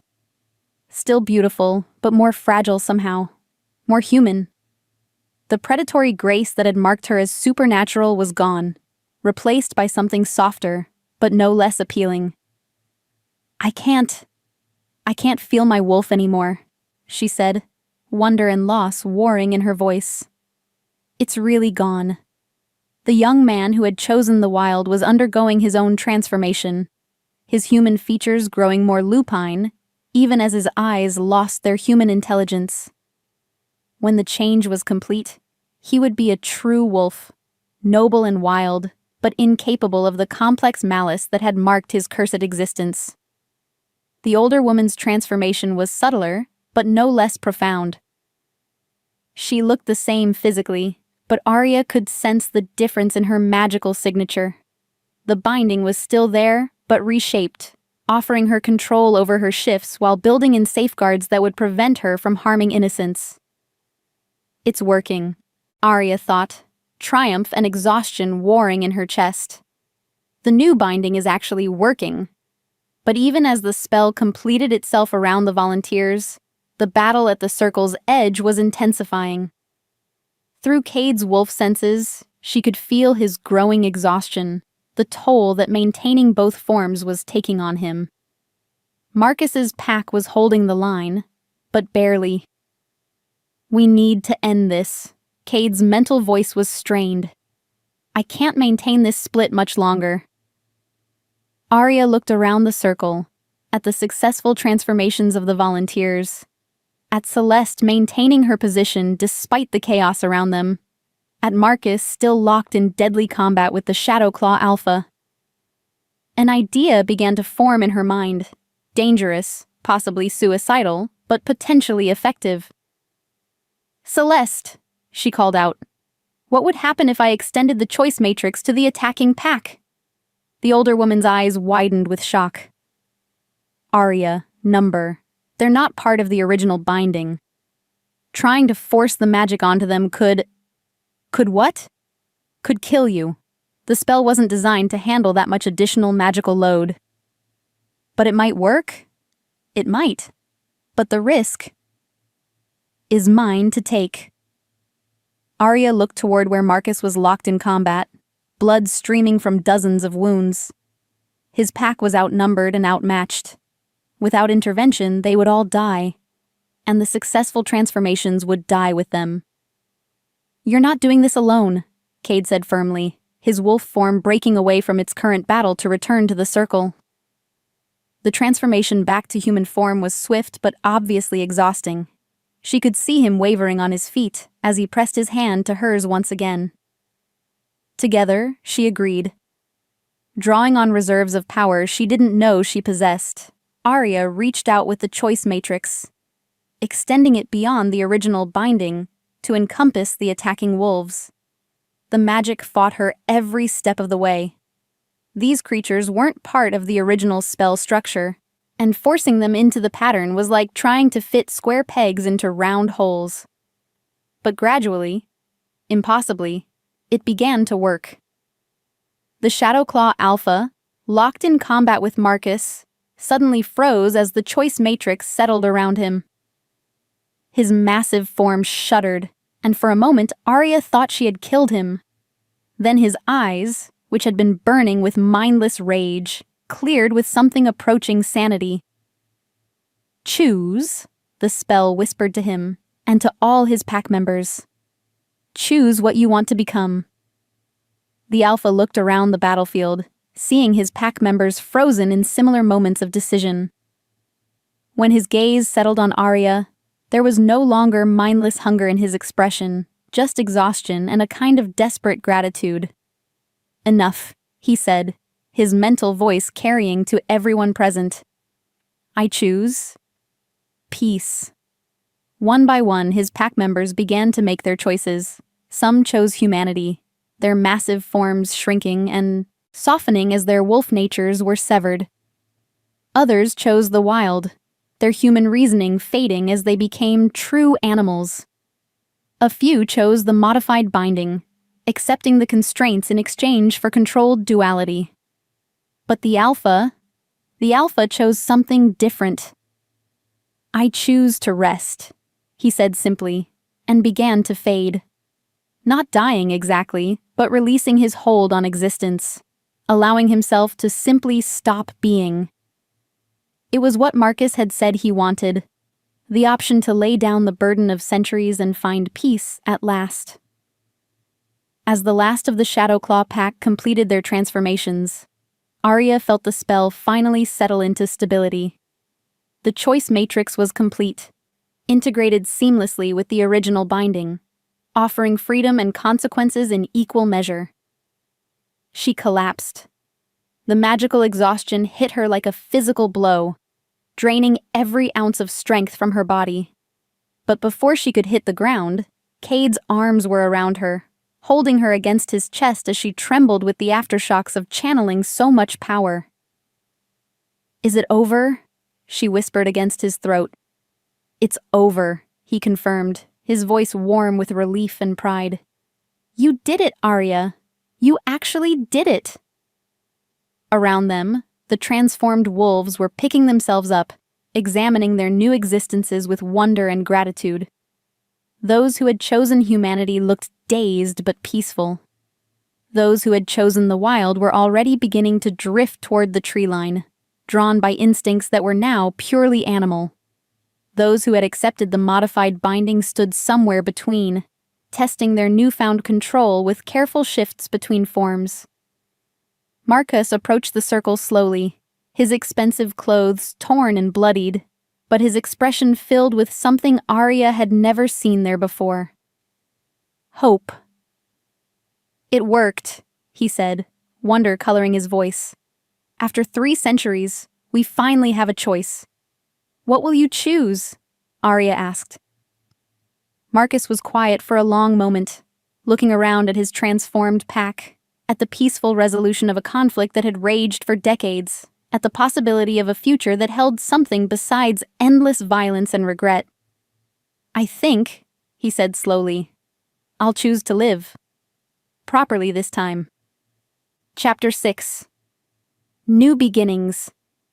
3 months later, Arya stood in the kitchen of the Ravencroft estate, humming softly as she prepared tea for her unexpected guests. The house had become a sanctuary of sorts, a neutral ground where newly transformed wolves could come to adjust to their chosen existences, where conflicts could be resolved through words rather than violence, where the impossible had become routine.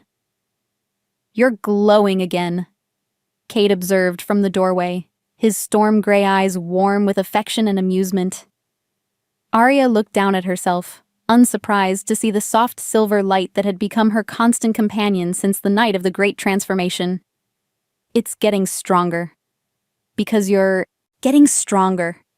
Every day. He moved to stand behind her, his arms encircling her waist as she worked. Celeste says you're already more powerful than your mother was at her peak. Celeste says a lot of things, but Arya was smiling as she said it. The older woman had become both mentor and surrogate grandmother, patient with Arya's questions and generous with her knowledge. Most of them true. Cade's lips brushed against her neck, sending familiar shivers down her spine. Speaking of which, she wanted to discuss something with us. Something about making the bond official. Arya's hands stilled on the teapot. Official how? I believe the term she used was hand-fasting ceremony. Apparently, there are magical benefits to formally acknowledging our connection. What kind of benefits? Enhanced power sharing, deeper emotional connection, the ability to communicate telepathically even when we're apart. His voice dropped to a teasing whisper.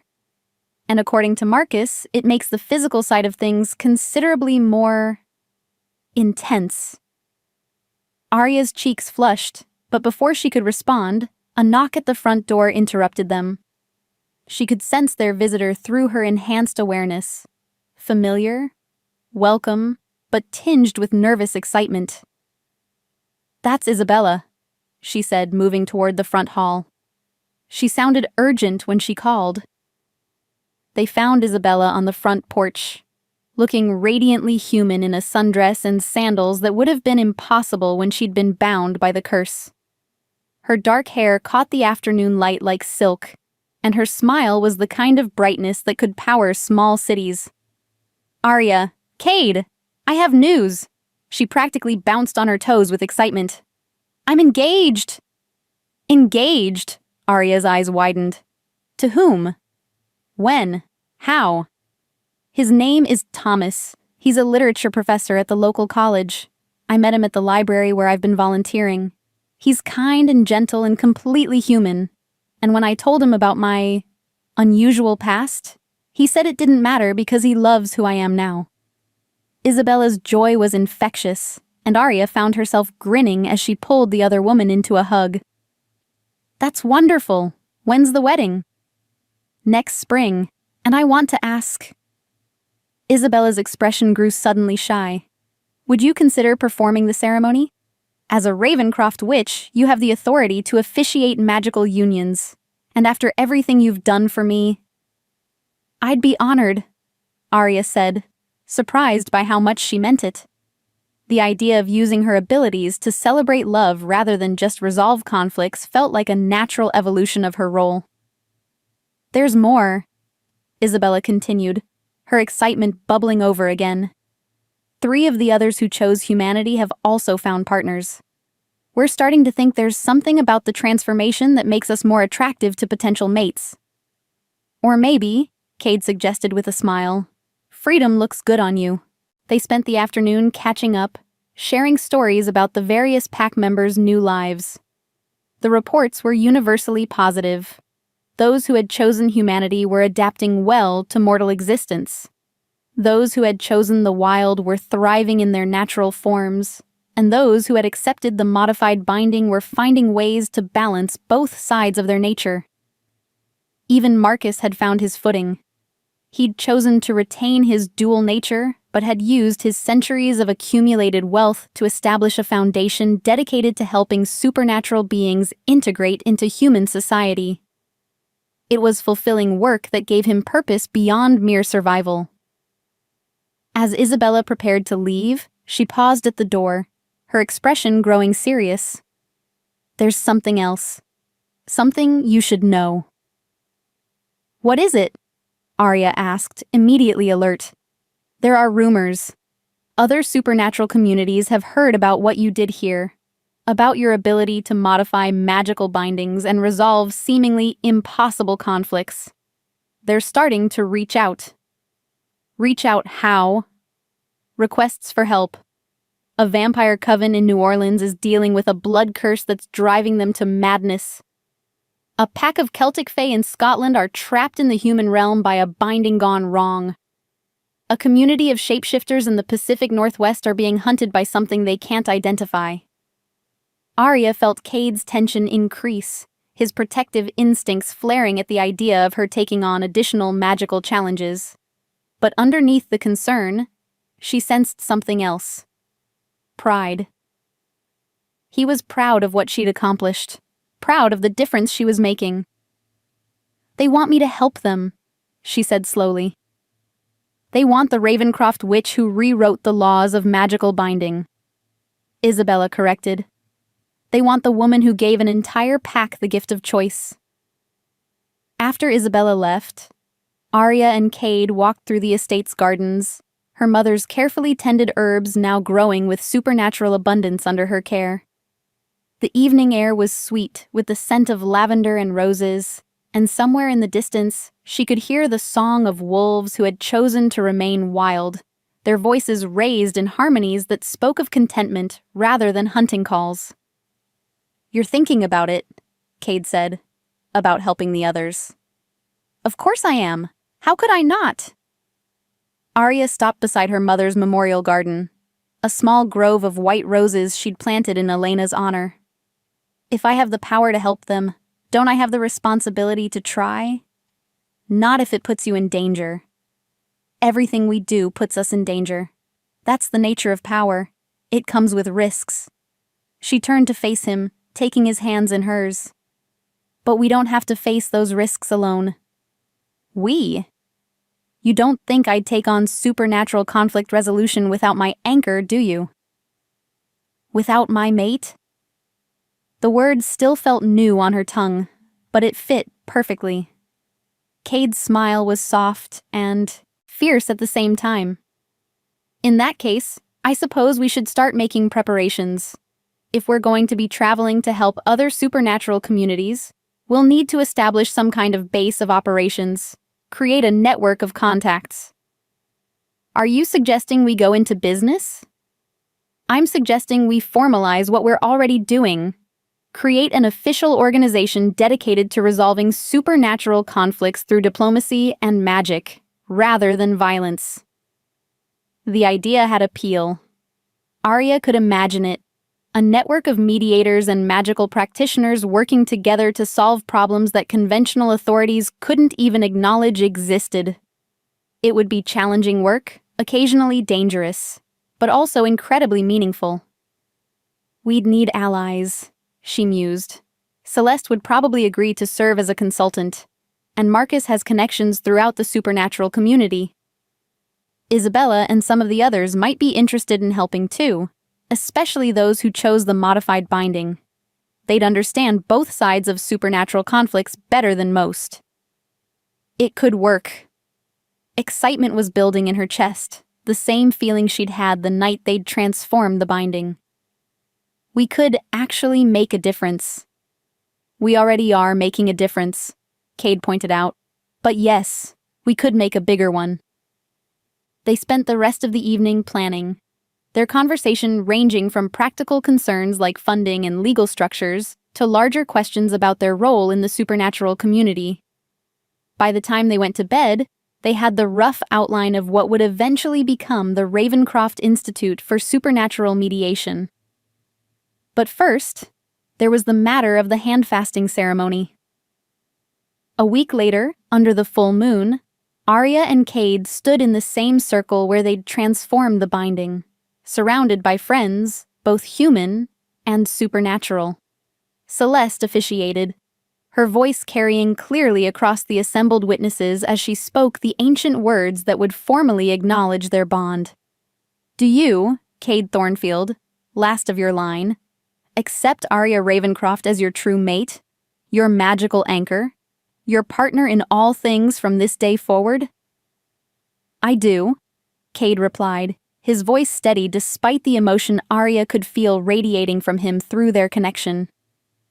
Do you, Arya Ravencroft, heir to 7 generations of power, accept Cade Thornfield as your true mate, your protector and guardian, your partner in all things from this day forward?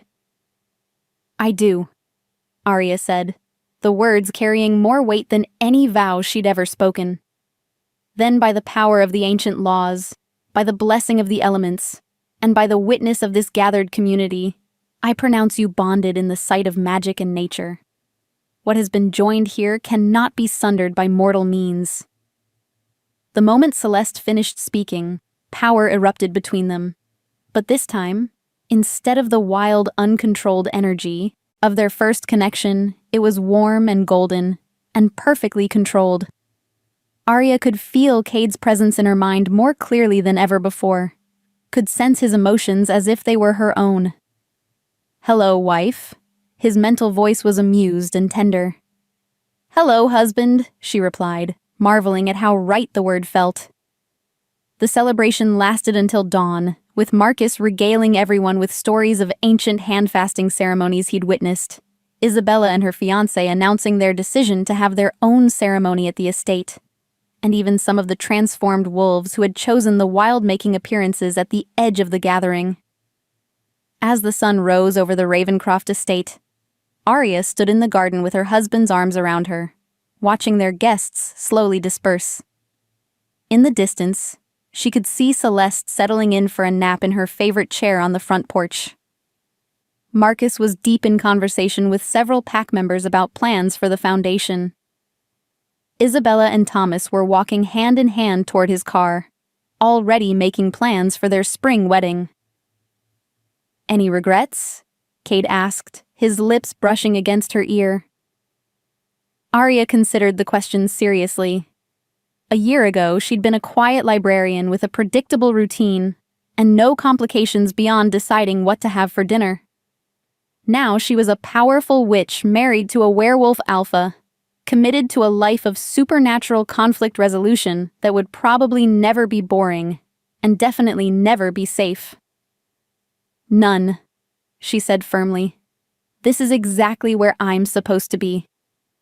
Good, Cade said, turning her in his arms so he could kiss her properly. Because I have some ideas about what we should do with our honeymoon. Oh? And what might those be? His smile was equal parts tender and predatory. Well, there's this vampire coven in New Orleans that needs our help. Arya laughed, the sound bright with joy and anticipation. Of course there is. When do we leave? Next week. I thought we could combine business with pleasure, solve their blood curse problem, then spend a few days exploring the city. Just the two of us? Just the two of us. Well, unless you count Celeste, who insisted on coming along as backup. Of course she did. Arya shook her head, but she was still smiling. The idea of starting their married life with a new adventure, a new challenge to overcome together, felt perfect. As they walked back toward the house, hand in hand, Arya felt the whisper of ancestral voices on the morning breeze. Not urgent this time, not warning of danger, but offering something else entirely. Approval. The generations of Ravencroft women who had carried the burden of magical responsibility were pleased with her choices, proud of the path she'd forged. You chose well, her mother's voice seemed to say. Love and duty, power and compassion, tradition and innovation. You found the balance we all searched for. Thank you, Arya whispered to the wind, to the ghosts of the past, to the possibilities of the future. And in the warm Louisiana breeze that shouldn't have been blowing in her New England garden, she heard the echo of laughter that sounded remarkably like her mother's approval. Chapter 7. Blood and Moonlight.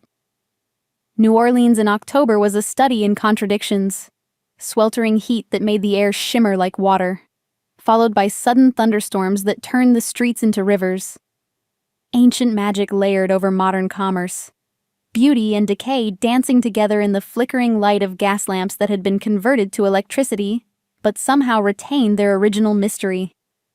Arya stepped out of the taxi onto the cobblestones of the French Quarter, immediately overwhelmed by the sensory assault. Her enhanced abilities, still new enough to be unpredictable, picked up layer upon layer of supernatural signatures: vampire, witch, shapeshifter, fae, and dozens of others she couldn't identify. It's like a supernatural metropolis, she murmured to Cade, who was paying the driver with one hand while keeping a protective grip on her arm with the other. New Orleans has always been a crossroads, Celeste explained, shouldering her travel bag with the efficiency of someone who'd done this many times before. The veil between worlds is thin here. It makes the city attractive to our kind, but also dangerous. They'd booked rooms at a small hotel in the quarter, chosen specifically for its reputation among supernatural travelers. The proprietor, an ancient-looking woman with knowing eyes and hands that sparkled with barely contained magic, had greeted them with the familiarity of old friends despite never having met them before. "Ms. Ravencroft," she'd said, offering a slight bow. "Welcome to New Orleans. The Midnight Court has been eagerly awaiting your arrival." "The Midnight Court?" Arya had asked. "The local vampire coven. They're particular about protocol." Now, as they walked through the narrow streets toward their first meeting, Arya could feel eyes watching from the shadows. Not hostile exactly, but intensely curious. Word of their success with the werewolf binding had apparently spread faster than she'd expected. "There," Cade said, pointing toward a 3-story mansion that looked like something from the antebellum period. "According to the address, that's where we're supposed to meet them." The mansion was beautiful in the way that only very old, very expensive things could be. Every detail perfect, every surface gleaming, every line designed to impress and intimidate. Spanish moss dripped from ancient oak trees that provided natural shade for the wraparound porches, and the air around the property hummed with protective wards so complex they made Arya's eyes water. They were met at the door by a young man who looked barely out of his teens, but whose eyes held the weight of centuries. "Ms. Ravencroft, Mr. Thornfield, Ms. Moreau, I'm Gabriel, and I'll be escorting you to the court." Gabriel led them through halls lined with portraits of people who'd probably been dead for decades, but who seemed to watch their passage with living eyes. The mansion's interior was a masterpiece of preserved elegance. Crystal chandeliers that cast rainbow patterns on silk wallpaper, Persian rugs that had probably cost more than most people's houses, furniture that belonged in a museum. "The Midnight Court has held domain over New Orleans for over 2 centuries, Gabriel explained as they walked. "We've weathered wars, plagues, natural disasters, and the constant influx of tourists who seem drawn to our supernatural energy without understanding what they're really sensing." "But something changed," Arya said. It wasn't a question. She could feel the wrongness in the air, a taint that made her skin crawl with sympathetic discomfort. 3 months ago, yes, members of the court began changing. Not physically, but mentally. The bloodthirst that we've all learned to control became overwhelming. Reason gave way to pure hunger. Several of our number have had to be restrained to prevent them from attacking innocents. They reached a set of double doors carved with symbols that hurt to look at directly. Gabriel paused, his expression grave. Before we enter, you should understand that some of the court members are volatile. The mistress has done her best to maintain order, but the curse is strongest during the evening hours. Curse? Celeste's eyebrows rose. You're certain it's a curse? Not some form of magical disease? We've consulted every expert we can find. The consensus is that someone with considerable power has targeted our coven specifically, using our own nature against us. Gabriel opened the doors, and Arya stepped into a ballroom that took her breath away. The ceiling soared 3 stories high, painted with murals that seemed to move in the flickering candlelight. A dozen vampires stood or sat around the room, some appearing perfectly normal, others were clearly fighting battles with their own hunger. Their eyes glowed with unnatural intensity, their movements sharp and predatory, their attention fixed on the living humans who had just entered their sanctuary with a focus that made Arya's survival instincts scream.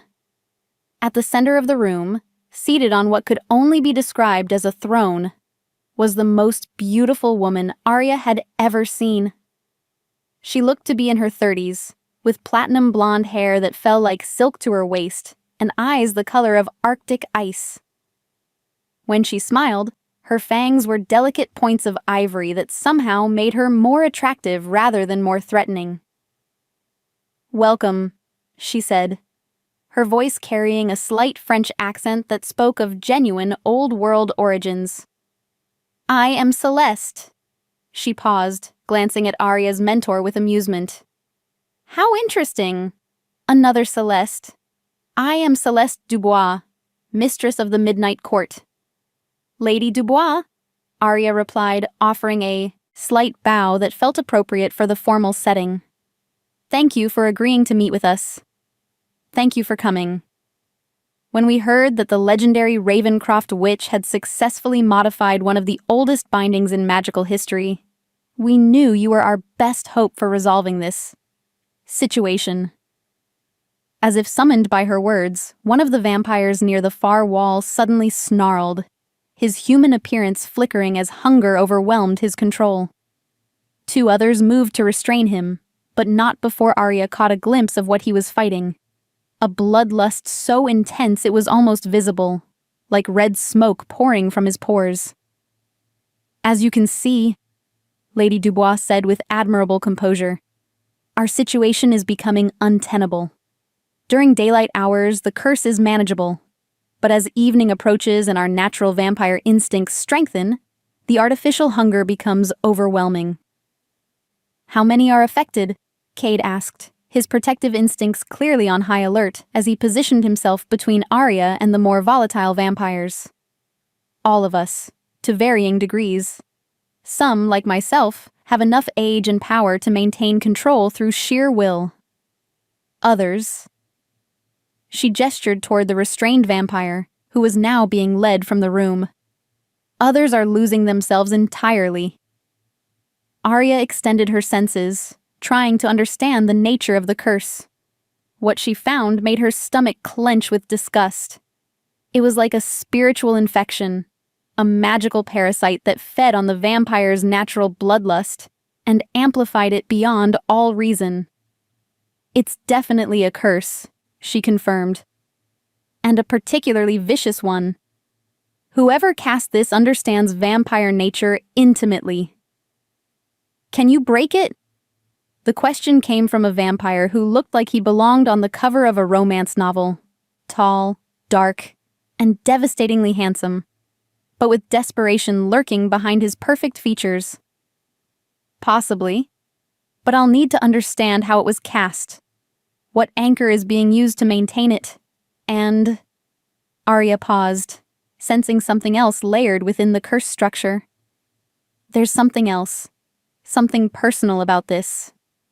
Lady Dubois's expression tightened almost imperceptibly. What do you mean? The curse isn't just targeting vampires in general. It's targeting your coven specifically. Someone who knows you. Someone with intimate knowledge of your individual natures and vulnerabilities. A silence fell over the room that was heavy with implication. That's impossible, the handsome vampire said. We've been careful about who we trust with our secrets. Have you? Celeste the Elder asked quietly. When did the curse begin? What else was happening in your lives at that time? Lady Dubois was quiet for a long moment, her arctic eyes distant with memory. When she finally spoke, her voice was barely above a whisper. 3 months ago, we welcomed a new member to the court. A young vampire named Lucian, barely 50 years old. He claimed to be seeking sanctuary after his sire was destroyed by hunters. And you believed him? Cade's voice carried a note of incredulity. He was convincing, traumatized, seemingly genuine in his grief and fear. And Lady Dubois' perfect composure cracked slightly. And I took pity on him. He reminded me of myself when I was newly turned, frightened and alone. Where is he now? Arya asked, already suspecting the answer. Gone. He disappeared the night the curse first manifested, taking with him several personal items from each court member. Jewelry, clothing, locks of hair. We assumed he'd panicked and fled. Personal items, Celeste muttered. Perfect anchors for a targeted curse. Arya felt the pieces clicking together in her mind. He spent 3 months here, learning about each of you, collecting the materials he needed, probably casting preparatory spells to map your magical signatures. Then he triggered the main curse and vanished. But why? The question came from Gabriel, who had been standing silently near the door. What could he possibly gain from driving us mad? Information, Lady Dubois said slowly, understanding dawning in her expression. The curse doesn't just amplify our bloodlust, it breaks down our mental defenses. In our altered states, we've been talking, revealing secrets we would normally take to our graves. What kind of secrets? Cade asked. Location of safe houses, names of allies, details about our financial networks. Everything someone would need to know to systematically destroy supernatural communities across the South. The implications were staggering. If someone was indeed collecting intelligence on vampire covens with the goal of destroying them, the Midnight Court was just the beginning. Every supernatural community in the region could be at risk. Can you track him? Arya asked. Find out where he went? We've tried, but vampire magic is notoriously difficult to trace, especially when the vampire in question doesn't want to be found. Arya looked around the room, taking in the desperate faces of creatures who had survived centuries only to be brought low by betrayal and magical manipulation. An idea began to form in her mind. Dangerous, requiring power she'd never attempted to wield, but potentially effective. There might be another way, she said slowly. The curse is anchored to your personal items, which means it's still connected to each of you. If I can trace those connections backward, you could find the source, Celeste the Elder finished. But Arya, the magical backlash from attempting to trace a curse that's actively fighting you could be fatal. Not if I don't do it alone. Arya looked at Cade, seeing her own determination reflected in his storm-gray eyes. A mated pair can share the magical load, distribute the risk. And with the vampire's own power backing us. You want us to participate in the tracing? Lady Dubois looked intrigued despite the danger. Vampires and witches working together in a combined magical working? It's been done before, Celeste the Elder said thoughtfully. During the Salem trials, several vampire covens worked with witch covens to protect each other from human persecution. But the magical synergy required tremendous trust on both sides. Trust, Lady Dubois repeated, glancing around at her court members. That's something we're rather short on at the moment, given recent events. I understand, Arya said, but right now, trust might be the only thing standing between your coven and complete destruction. Another vampire lost control across the room, his anguished cry echoing off the painted ceiling as two others moved to restrain him. The curse was getting stronger as night fell, just as Lady Dubois had warned. Very well, the mistress decided. What do you need from us? The next hour was spent in careful preparation. Using a combination of vampire magic and Ravencroft power, they created a tracing circle in the mansion's basement, a space that had been warded for centuries and was naturally resistant to magical interference. Lady Dubois provided a dozen volunteers, vampires whose control was still strong enough to participate safely. They arranged themselves around the circle's perimeter, while Arya and Cade took positions at the center, their joined hands resting on a silver bowl that contained drops of blood from each court member.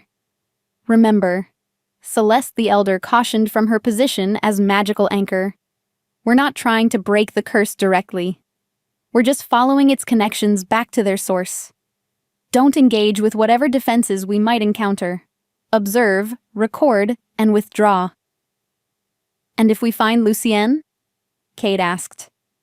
Then we learn everything we can about his true purpose and report back to the proper authorities, Lady Dubois said firmly. This is reconnaissance, not revenge. Arya nodded, though she could feel the vampire's hunger for justice like a living thing in the air around them. 3 months of torment had taken their toll on the court's legendary composure. Begin, Celeste instructed.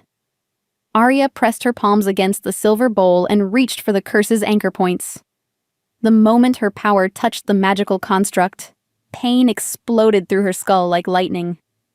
The curse wasn't just designed to torment vampires. It was designed to punish anyone who tried to interfere with it. Stay with me. Cade's mental voice cut through the agony, his own power flowing into her to help bear the load. I'm here, she managed, gritting her teeth against the magical backlash. Through their bond, she felt the vampires adding their own strength to the working.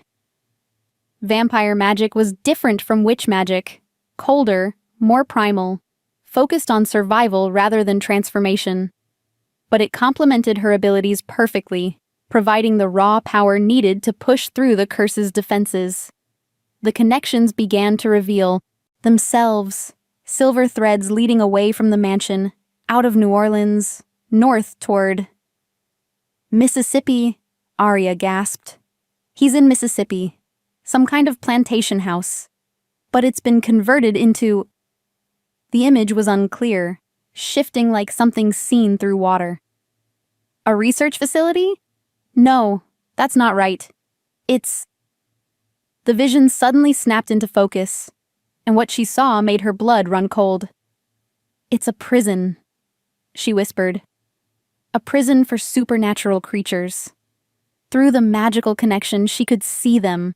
Dozens of beings locked in cells that had been specially designed to neutralize their abilities.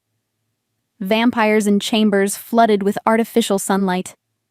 Werewolves trapped in silver-lined cages. Witches bound with chains that disrupted their connection to natural magic. And in the center of it all, standing in what had once been a grand parlor, but was now a command center filled with monitoring equipment and magical instruments, was Lucien. But he wasn't alone. Military, Cade said, his voice tight with fury as he shared her vision. Those are military uniforms. The humans working with Lucien wore no identifying patches or insignia, but their bearing, their equipment, their coordination, everything screamed government operation. They're harvesting information, Arya realized, her stomach clenching with disgust. Not just from your coven, but from supernatural communities across the region, building some kind of database. For what purpose? Lady Dubois demanded.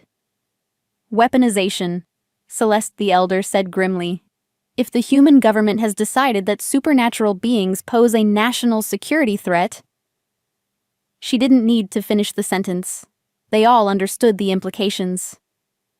Arya tried to probe deeper, to learn more about the facility's purpose and scope, but suddenly the connection erupted with hostile magic. Someone had detected their surveillance and was fighting back with power that made her bones ache. "Break the connection!" Celeste shouted. "Now!" But it was too late. The defensive spell came roaring back along the tracing threads like wildfire, carrying with it a magical virus designed to destroy anyone foolish enough to spy on the facility. The vampires around the circle cried out in agony as the attack hit them, their careful control shattered by pain that bypassed all physical defenses and struck directly at their spirits. Several collapsed, their forms flickering between human and something far more monstrous. Arya felt the virus trying to burrow into her own magical core, seeking to corrupt her power the same way the original curse had corrupted the vampire's bloodlust.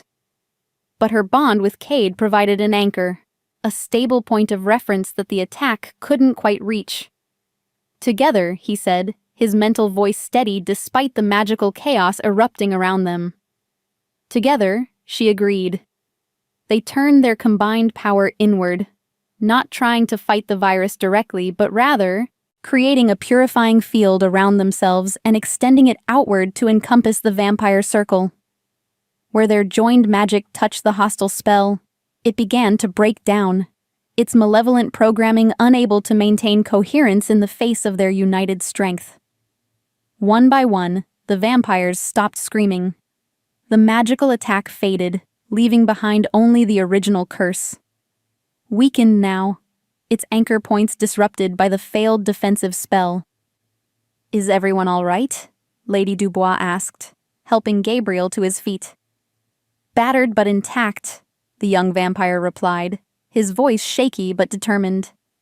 "Did we learn anything useful?" "More than we wanted to," Arya said grimly. "We need to contact the other supernatural communities in the region. Warn them about what's happening." "And then?" Cade asked. Arya looked around the circle of vampires, creatures who had survived for centuries, who had learned to coexist peacefully with humans, who were now being targeted by the very people they'd tried to protect through their discretion. "Then we figure out how to stop them." Chapter 8. The Gathering Storm. The emergency council convened at midnight in the mansion's ballroom, now transformed into something resembling a supernatural United Nations assembly.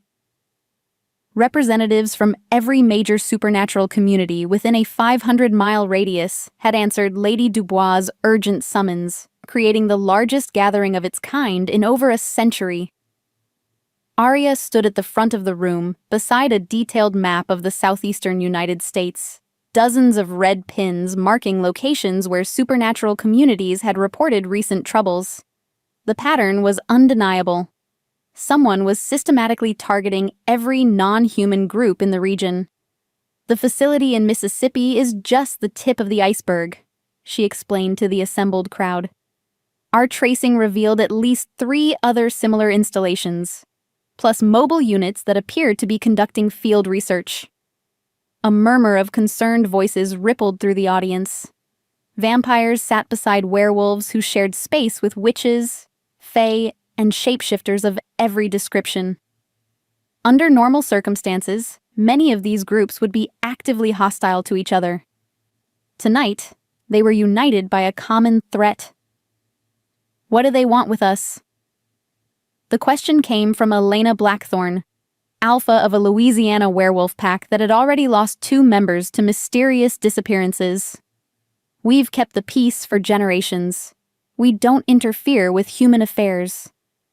"That may be exactly the problem," said Marcus, who had flown in from Boston the moment he'd received word of the situation.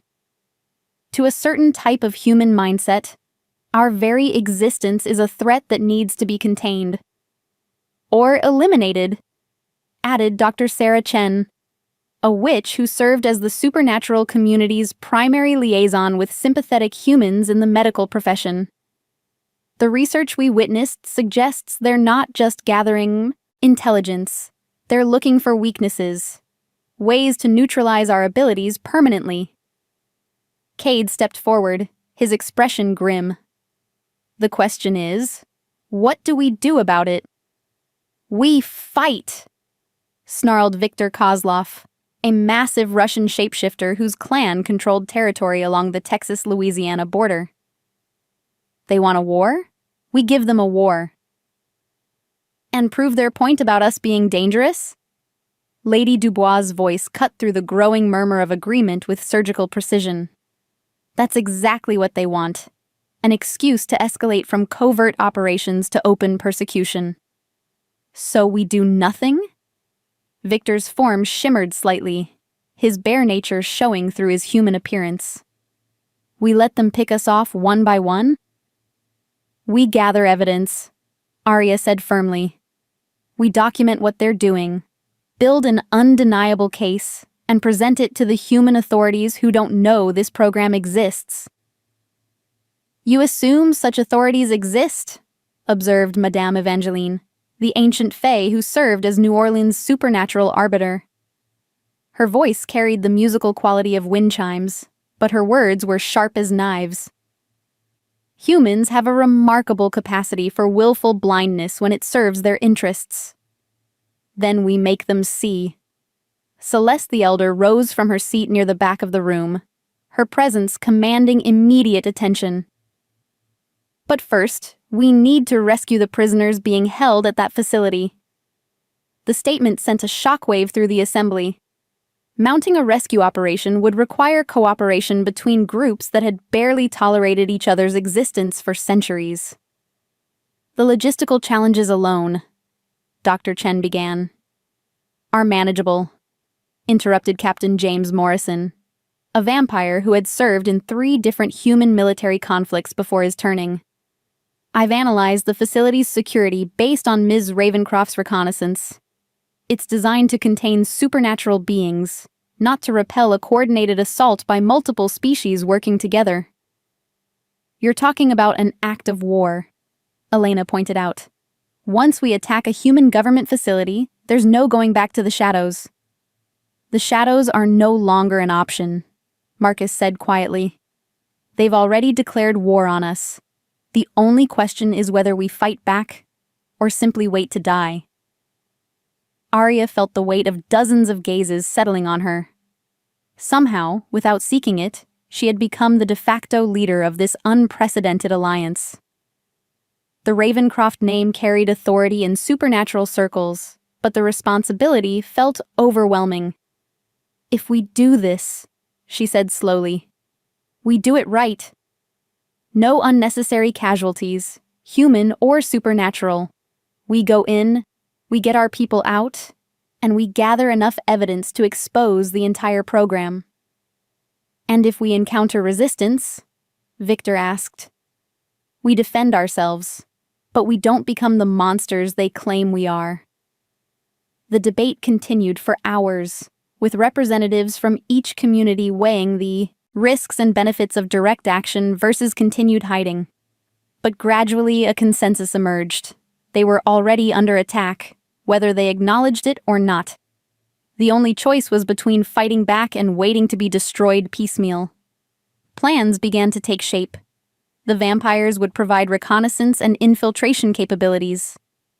The werewolves would serve as assault troops if violence became necessary. The witches would handle magical security and communication. The fae would provide illusions and misdirection.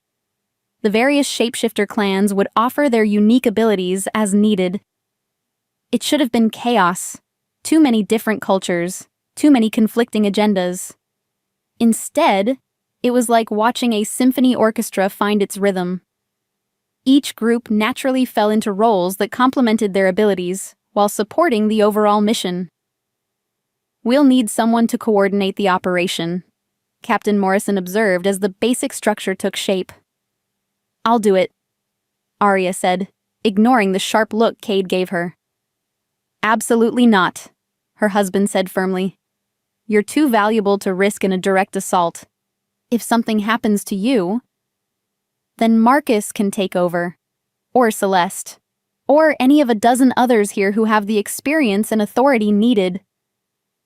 Arya turned to address the full assembly. "But right now, I'm the only one here who's actually seen the inside of that facility.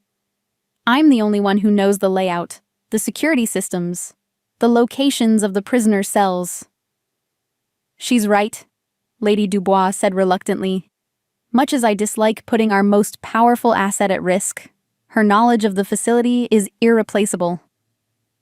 "Then I'm going with her," Cade said, his tone brooking no argument. "As am I," Marcus added, "and Celeste." "And me," said Isabella, speaking for the first time since arriving from Boston. "I chose humanity, but that doesn't mean I've abandoned my supernatural family." One by one, volunteers stepped forward. Vampires and werewolves, witches and fae, shapeshifters and others whose nature defied easy classification. By dawn, they had assembled a strike team that represented the full diversity of the supernatural world. But even as plans crystallized and roles were assigned, Arya couldn't shake the feeling that they were walking into a trap. The facility's defenses had been too quick to respond to their magical surveillance, too well prepared for supernatural interference. "You sense it too," Cade murmured as the assembly began to disperse. "Someone knew we were coming," she agreed quietly. "The question is whether it was supernatural precognition or simple human paranoia." "Does it matter?" Arya thought about the imprisoned beings she'd seen in her vision. Creatures who had committed no crime beyond being born different, now subjected to torment in the name of national security. "No," she said finally. "It doesn't matter. We still have to try." The rescue operation was scheduled for the following night, during the new moon when darkness would provide maximum cover for their approach. Arya spent the intervening day studying everything they'd learned about the facility, memorizing floor plans and guard rotations, identifying the most likely locations for the prisoners they'd seen. But as evening approached, a new complication arose. "The curse is spreading," Lady Dubois announced during their final briefing. "Not just to other vampire covens, but to werewolf packs, witch circles, even some of the fae courts. Whatever method they're using to deploy it, they've found a way to make it transmissible." "That's impossible," Dr. Chen protested. "Curses don't work that way. They require specific anchors, personal connections. Unless they've found a way to use our own community networks against us," Arya realized. "If they've been mapping our relationships, our alliances, they could be using those connections as pathways for magical attacks." The implications were staggering. Every supernatural being who had participated in tonight's assembly could potentially carry the curse back to their own communities, spreading the madness like a supernatural plague. "We need to postpone the rescue," Captain Morrison said grimly. "If we're all infected, we'll be too compromised to function effectively." Elena agreed. "They could have planned this from the beginning. Let us discover the facility, gather our forces, then neutralize us all at once." Arya felt the weight of leadership settling on her shoulders like a lead blanket. Every choice seemed to lead to disaster. Attempt the rescue and possibly doom every supernatural community in the region, or abandon the prisoners to whatever fate awaited them. But then she remembered something from her great-great-grandmother's journal, a passage about the true nature of magical bindings and the ways they could be disrupted. "There might be another way," she said slowly. "What if we don't try to avoid the curse? What if we let it spread, then use our combined power to transform it the same way we transformed the werewolf binding?" "Transform it how?" Celeste asked. "Turn it from a weapon into a communication network. If the curse is designed to create connections between supernatural beings, we could potentially reverse its polarity, use it to coordinate our efforts instead of driving us insane." The room fell silent as everyone considered the implications. It was audacious, dangerous, and completely untested. It was also their only realistic option. "How long would we have?" Marcus asked. "Once the transformation begins, how long before we either succeed or lose ourselves completely?" "Hours, maybe less." Arya looked around the room at faces that had become precious to her over the past few days. Allies who had become friends, strangers who had become family. "I won't lie to you. This could kill us all." "But if it works?" Lady Dubois asked. "If it works, we'll have created the first truly unified supernatural community in human history. And with that kind of coordination, that kind of collective power," Arya smiled grimly, "we'll be unstoppable." One by one, the assembled representatives nodded their agreement. They had come too far, sacrificed too much, to turn back now. As midnight approached and the curse continued its inexorable spread, Arya stood in the mansion's garden with her husband's arms around her, watching the stars wheel overhead in patterns that spoke of destiny approaching. "Any regrets?" she asked, echoing his words from their wedding night. "Only one," Cade replied. "I wish we'd had more time to enjoy being newlyweds before the world tried to end." Arya laughed, the sound bright with love and determination. "Who says it's ending? Maybe it's just beginning. The world according to Arya Ravencroft Thornfield. I like the sound of that." As the clock struck midnight and the curse reached critical mass, Arya pressed her hand to her husband's chest and reached for power that would either save them all or destroy everything they'd worked to build. The transformation began. Chapter 9. United We Stand. The curse hit Arya like a tidal wave of liquid fire, flooding her system with artificial bloodlust so intense it made her teeth ache with the need to bite, to tear, to feed. But underneath the vampiric hunger, she could feel something else. The wild desperation of werewolf pack madness, the consuming greed of fey glamour addiction, the power-drunk euphoria of witch magic turned destructive. Every supernatural nature that had been targeted was now warring inside her head, each demanding different forms of violence and excess. This is what they've been enduring, she realized, her respect for the affected communities deepening even as her own sanity began to fray around the edges. How have they managed to maintain any control at all? Because they're stronger than whoever created this curse gave them credit for. Cade's mental voice cut through the chaos, his presence in her mind an anchor of stability. And because they have something worth fighting for. Around them in the mansion's ballroom, representatives from every supernatural community were experiencing their own versions of the magical assault. But instead of succumbing to madness, they were holding formation, maintaining the circle they'd created for the transformation ritual. Vampires with glowing eyes fought to remain motionless rather than hunt. Werewolves with extended claws gripped the floor to keep from shifting into attack mode. Witches crackling with uncontrolled energy focused on maintaining their shields rather than lashing out at enemies both real and imagined. It was the most beautiful display of collective willpower Arya had ever witnessed. "Now!" Celeste shouted over the magical chaos. "While the curse is at peak strength!"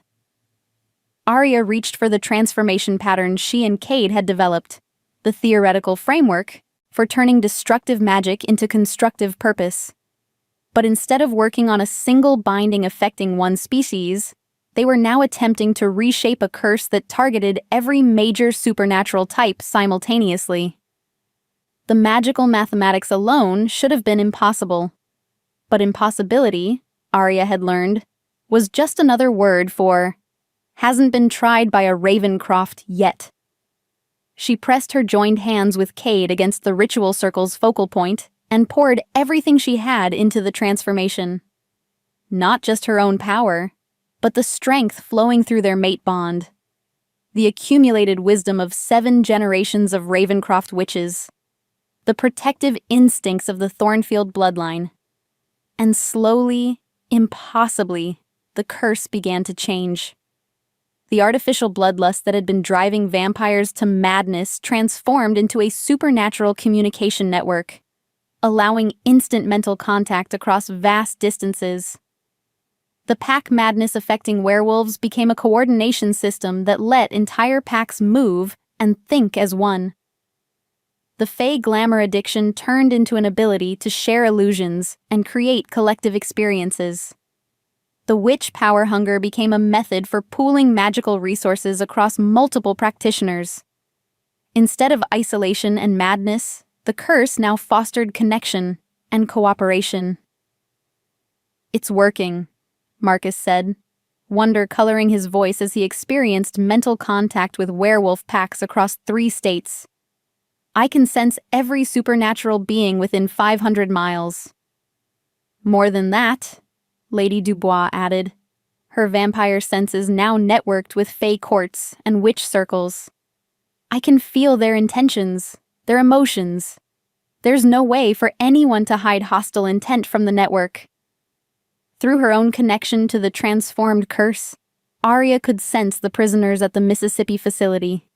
Dozens of supernatural beings held against their will, their fear and desperation now transmitted clearly to everyone in the network. But she could also sense something else. The facility's human personnel, their thoughts and emotions visible to supernatural senses for the first time. What she found there made her blood run cold. "They're not just researching us," she said, her voice tight with horror. "They're planning to replicate us, create artificial supernatural soldiers under government control." The network buzzed with shared outrage as the implications became clear. The imprisonment and torture weren't just about neutralizing threats. They were about weaponization, about creating supernatural abilities that could be controlled by human handlers. "We need to move," Captain Morrison said, his military instincts taking over. "If they succeed in creating artificial supernaturals..." "They won't," Victor growled, his bare nature now seamlessly integrated with the network's coordination protocols. "Because we're going to stop them. Tonight." The rescue operation that followed was unlike anything in recorded supernatural history. Coordinated by the Transformed Curses Communication Network, over 100 supernatural beings descended on the Mississippi facility with a precision that would have impressed any military strategist. Vampires provided reconnaissance, their enhanced senses mapping guard positions and security systems before feeding the information instantly to the rest of the team. Werewolves and other shapeshifters approached from multiple vectors, their movements synchronized to avoid detection. Witches cast illusion spells that were immediately reinforced and amplified by Fey magic. The entire operation unfolded like a perfectly choreographed dance. Arya found herself at the operations center, her enhanced senses guiding teams through the facility's corridors while Cade coordinated the physical aspects of the assault. Through the network, she could experience the mission from dozens of perspectives simultaneously. Seeing through vampire eyes, sensing through werewolf noses, feeling through witch magic. The prisoners were exactly where her earlier vision had shown them. Supernatural beings of every description, held in cells specifically designed to neutralize their abilities. Many were unconscious, kept sedated to prevent escape attempts. Others were clearly suffering from whatever experiments had been performed on them. "Medical team to Block C," Arya broadcast through the network. "We have wounded who need immediate attention." Dr. Chen and her team of supernatural healers moved through the facility like ghosts, their combined abilities allowing them to treat injuries that would have baffled conventional medicine. A werewolf whose silver poisoning should have been fatal. A vampire whose blood had been systematically drained and replaced with synthetic substitutes. A witch whose connection to natural magic had been severed through surgical implantation of iron devices. But even as they worked to free the prisoners, the facility's human personnel began to organize a response. "Security teams converging on our position," Captain Morrison reported. "They're armed with weapons I don't recognize. Some kind of energy disruptors." Through the network, Arya could see what he was seeing. Soldiers carrying devices that hummed with malevolent energy, designed specifically to cause pain to supernatural nervous systems. The same technology that had been used to create and deploy the original curse. "Fall back," she ordered. "Get the prisoners clear. We have what we came for." But even as supernatural teams began their withdrawal, Arya sensed something else through the network. A familiar presence that made her blood freeze in her veins. Lucian was here. Not just here in the facility, but here in the network itself. His consciousness somehow piggybacking on the communication system she'd created. He'd been waiting for this moment. Waiting for her to transform the curse so he could use it for his own purposes. "Hello, little witch." His mental voice was smooth as silk and twice as dangerous. "Thank you for making my job so much easier." Before Arya could react, Lucian's presence exploded through the network like a virus, attempting to seize control of the communication system and turn it against its own users. The transformed curse began to destabilize, its beneficial effects warping back toward malevolent purpose. Around the facility, supernatural beings cried out in pain as their own network turned against them, flooding their minds with hostile magic designed to drive them into uncontrolled fury. The careful coordination that had made the rescue possible dissolved into chaos as allies turned on each other, their enhanced senses overwhelmed by artificial aggression.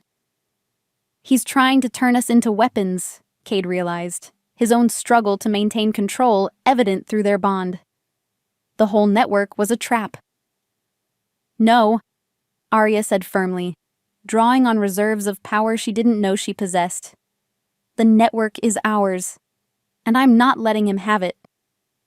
The battle for control of the transformed curse took place on a purely mental level, fought with weapons of will and intention rather than claws or magic. Lucian had centuries of experience in mental manipulation, but Arya had something he lacked: the unwavering support of everyone connected to the network. One by one, supernatural beings throughout the region added their strength to hers, their combined will creating a firewall around the communication system that Lucian couldn't penetrate. The network stabilized, its beneficial effects reasserting themselves as hostile magic was systematically purged from its structure. "This isn't over," Lucian snarled as his influence was expelled from the system. "You may have won tonight, but there are others like me.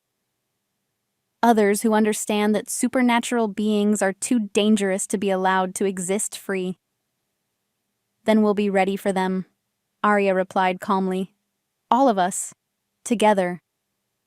As Lucian's presence faded from the network, the rescue operation resumed with renewed precision. Prisoners were evacuated, evidence was gathered, and key facility personnel were captured for questioning. The entire installation was systematically documented before being abandoned to federal authorities who would arrive to find empty cells and missing research data. By dawn, the supernatural community had achieved something unprecedented: a complete victory over a well-funded, technologically advanced human adversary. More importantly, they had proven that cooperation between supernatural species wasn't just possible, but devastatingly effective. "What happens now?" Elena asked as representatives gathered back at the New Orleans mansion to debrief. "Now we decide what kind of world we want to live in," Arya replied, looking around at faces that had been transformed by their shared experience. "We can go back to hiding in the shadows, pretending we don't exist, hoping humans never discover us again. Or," Marcus prompted, "or we step into the light. Reveal ourselves on our own terms, as allies rather than threats. Show humanity what we're capable of when we work together instead of against each other." The debate that followed lasted 3 days. Some argued for continued secrecy, pointing out that exposure would inevitably lead to fear and persecution. Others advocated for immediate revelation, claiming that hiding had only made them more vulnerable to attacks like the one they'd just survived. In the end, It was Madame Evangeline who provided the deciding argument. "Children of two worlds," she said in her musical voice. "The time for choosing sides has passed. We are supernatural beings living in a human world. We cannot be truly safe until both sides acknowledge the other's right to exist."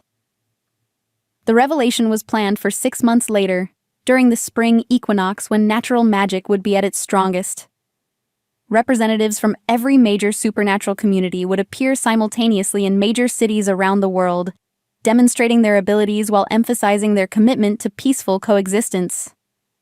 It would be the biggest gamble in supernatural history. But as Arya stood in the mansion's garden with Cade's arms around her, watching the sun set over a world that was about to change forever, she felt nothing but confidence in their choice. They had faced their fears and survived. They had found strength in unity and power in cooperation. Whatever challenges lay ahead, they would meet them together. The age of hiding was over. The age of harmony was about to begin. Chapter 10. Revelation. The day supernatural beings revealed themselves to the world dawned clear and bright across 6 continents. In New York, London, Tokyo, Sydney, Cape Town, and São Paulo, representatives from various supernatural communities stepped into major public squares at precisely noon local time. Their appearances coordinated through the network that had once been a curse designed to destroy them. Arya stood in Washington Square Park in Manhattan, surrounded by an honor guard that included vampires, werewolves, witches, fae, and shapeshifters from across North America. The morning news had promised a significant announcement regarding national security, but no human authorities had been given details about what was actually planned. Through the network, she could sense her counterparts around the globe. Lady Dubois in London's Trafalgar Square, Marcus addressing a crowd in Tokyo's Shibuya district, other leaders speaking in their native languages to audiences who had gathered expecting political speeches or product announcements. "Everyone ready?" she broadcast to the global network. "Ready," came the chorus of responses from 6 continents. "Then, let's change the world." Arya stepped forward to the microphone that had been set up by city officials who thought they were facilitating a press conference about urban development. The crowd in the square was typical for a weekday afternoon. Office workers on lunch breaks, tourists with cameras, college students cutting class, street performers hoping for tips. None of them were prepared for what they were about to witness. "Ladies and gentlemen," Arya began, her voice carrying clearly through the sound system. "My name is Arya Ravencroft Thornfield, and I'm here today to tell you something that will change how you see the world." She paused, letting her gaze sweep across the assembled crowd. Cameras were rolling, news crews who had been promised an exclusive story, amateur journalists live streaming to social media, security cameras capturing everything for posterity. There would be no going back after this moment. For centuries, a community has lived alongside humanity in secret. We've been your neighbors, your co-workers, your friends. We've fought in your wars, contributed to your arts and sciences, and helped build the civilization we all share. The only difference is that we possess abilities that most humans consider impossible. A murmur of confusion rippled through the crowd. Behind Arya, her supernatural allies arranged themselves in a semicircle, their various natures still concealed but their presence commanding attention. "We are vampires and werewolves, witches and fae, shapeshifters and beings whose nature defies easy classification. We are what your folklore calls monsters, what your movies depict as threats. But we are not your enemies." The demonstration began with the witches. Dr. Chen stepped forward, her hands glowing with soft green light as she approached a section of the park where the grass had been damaged by recent construction.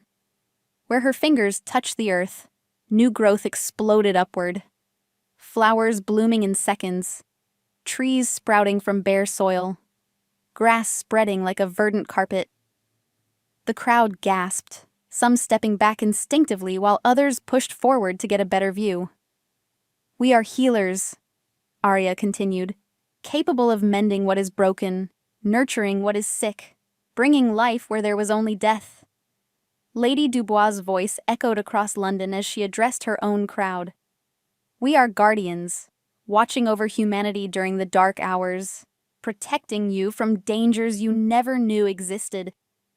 In Tokyo, Marcus was demonstrating werewolf coordination by having his pack move through the crowd in perfect formation, their enhanced senses allowing them to navigate without disturbing a single human while simultaneously preventing 3 separate pickpocketing attempts and alerting police to a gas leak that could have caused a major explosion. The global revelation unfolded like a symphony, each community showcasing their abilities in ways designed to help rather than threaten. Vampires use their speed to prevent accidents and their enhanced senses to locate missing children. Shapeshifters demonstrated their forms while emphasizing their role as guardians of wild spaces. Fae created beautiful illusions that brought wonder to urban environments starved for magic. But not every reaction was positive. In São Paulo, police moved to arrest the supernatural representatives before the demonstration was halfway complete. The shapeshifters simply melted into animal forms and escaped, while the witches cast confusion spells that left the officers standing in circles, unable to remember what they'd been trying to do. In Cape Town, religious protesters began shouting about demons and abominations, their anger palpable through the network. The Fae responded by creating an illusion of angels descending from the sky, their wings spanning the entire square, their voices harmonizing in hymns that brought several protesters to their knees in spontaneous prayer. We understand that this is frightening, Arya said, addressing both her immediate audience and the global one watching through live streams and news broadcasts. Change is always frightening, but we're not asking you to fear us. We're asking you to trust us. She gestured to Cade, who stepped forward and allowed his partial transformation to become visible. His features sharpened, his eyes took on their otherworldly glow. His presence radiated the controlled power of an alpha werewolf. Several people in the crowd screamed, but others leaned forward with curiosity. "This is my husband," Arya said simply. "He's a werewolf who has spent his entire life protecting innocent people from those who would harm them. His strength, his speed, his enhanced senses, they're all dedicated to serving the greater good." Through the network, she could sense similar demonstrations happening worldwide. Vampires allowing themselves to be filmed feeding from willing volunteers, making it clear that their survival didn't require unwilling victims. Werewolves demonstrating their ability to maintain human reasoning, even in wolf form. Witches using their magic to heal injuries and purify polluted water. The message was consistent across all 6 continents. We are not the monsters you've been taught to fear. But the most powerful moment came when a child in the Washington Square crowd, a little girl who couldn't have been more than 6, broke free from her mother's grasp and ran directly toward Cade in his partially transformed state. Security moved to intercept her, but Arya raised a hand to stop them. Through the network, every supernatural being on the planet held their breath as the child approached the werewolf alpha who could have torn her apart without effort. Instead, Cade knelt to her level, his transformation receding until only his glowing eyes remained to mark him as other than human. "Are you really a werewolf?" the girl asked with the fearless curiosity that only children possessed. "I am," Cade replied gently. "Do you eat people?" "I eat pizza and ice cream, just like you do." "Can you turn into a real wolf?" Cade glanced at Arya, who nodded. With careful control, he allowed his form to shift completely, becoming the massive gray wolf that was his other nature. The crowd gasped, some screaming, others pulling out phones to record the transformation. But the little girl just reached out to pet his fur. "You're beautiful," she said simply, and somehow her words carried through the microphone system to be heard by everyone present. Around the world, Similar scenes were playing out as humans began to see past their preconceptions to the individuals beneath the supernatural abilities. A vampire in London helped an elderly man who had fallen, her enhanced strength allowing her to lift him gently to his feet. A witch in Tokyo created a garden of roses that bloomed in impossible colors, their beauty bringing tears to the eyes of hardened business people. "This is who we are," Arya said, her voice carrying across the square as Cage shifted back to human form, and the little girl hugged his legs with complete trust. "We are people who happen to be different, not different beings who happen to look like people." The Q&A session that followed lasted 4 hours and was broadcast live on every major news network. Questions ranged from the practical, "How long have you existed?" "How many of you are there?" to the philosophical, "What do you want from us? Why reveal yourselves now?" Arya answered as honestly as she could, drawing on information from the global network to provide statistics, historical context, and personal testimonies from supernatural beings around the world. "We reveal ourselves now because hiding has become impossible," she explained. "Technology, DNA analysis, satellite surveillance, the tools that allow humans to understand your own world better also make it harder for us to remain invisible. We can either reveal ourselves on our own terms, as we're doing today, or wait for discovery under less favorable circumstances." "What do you want from us?" asked a reporter from CNN. "Coexistence? Recognition. The same rights and responsibilities that any citizen expects." Arya gestured to the diverse group behind her. "We want to contribute openly to society instead of being forced to hide our abilities. We want our children to grow up without shame about their nature.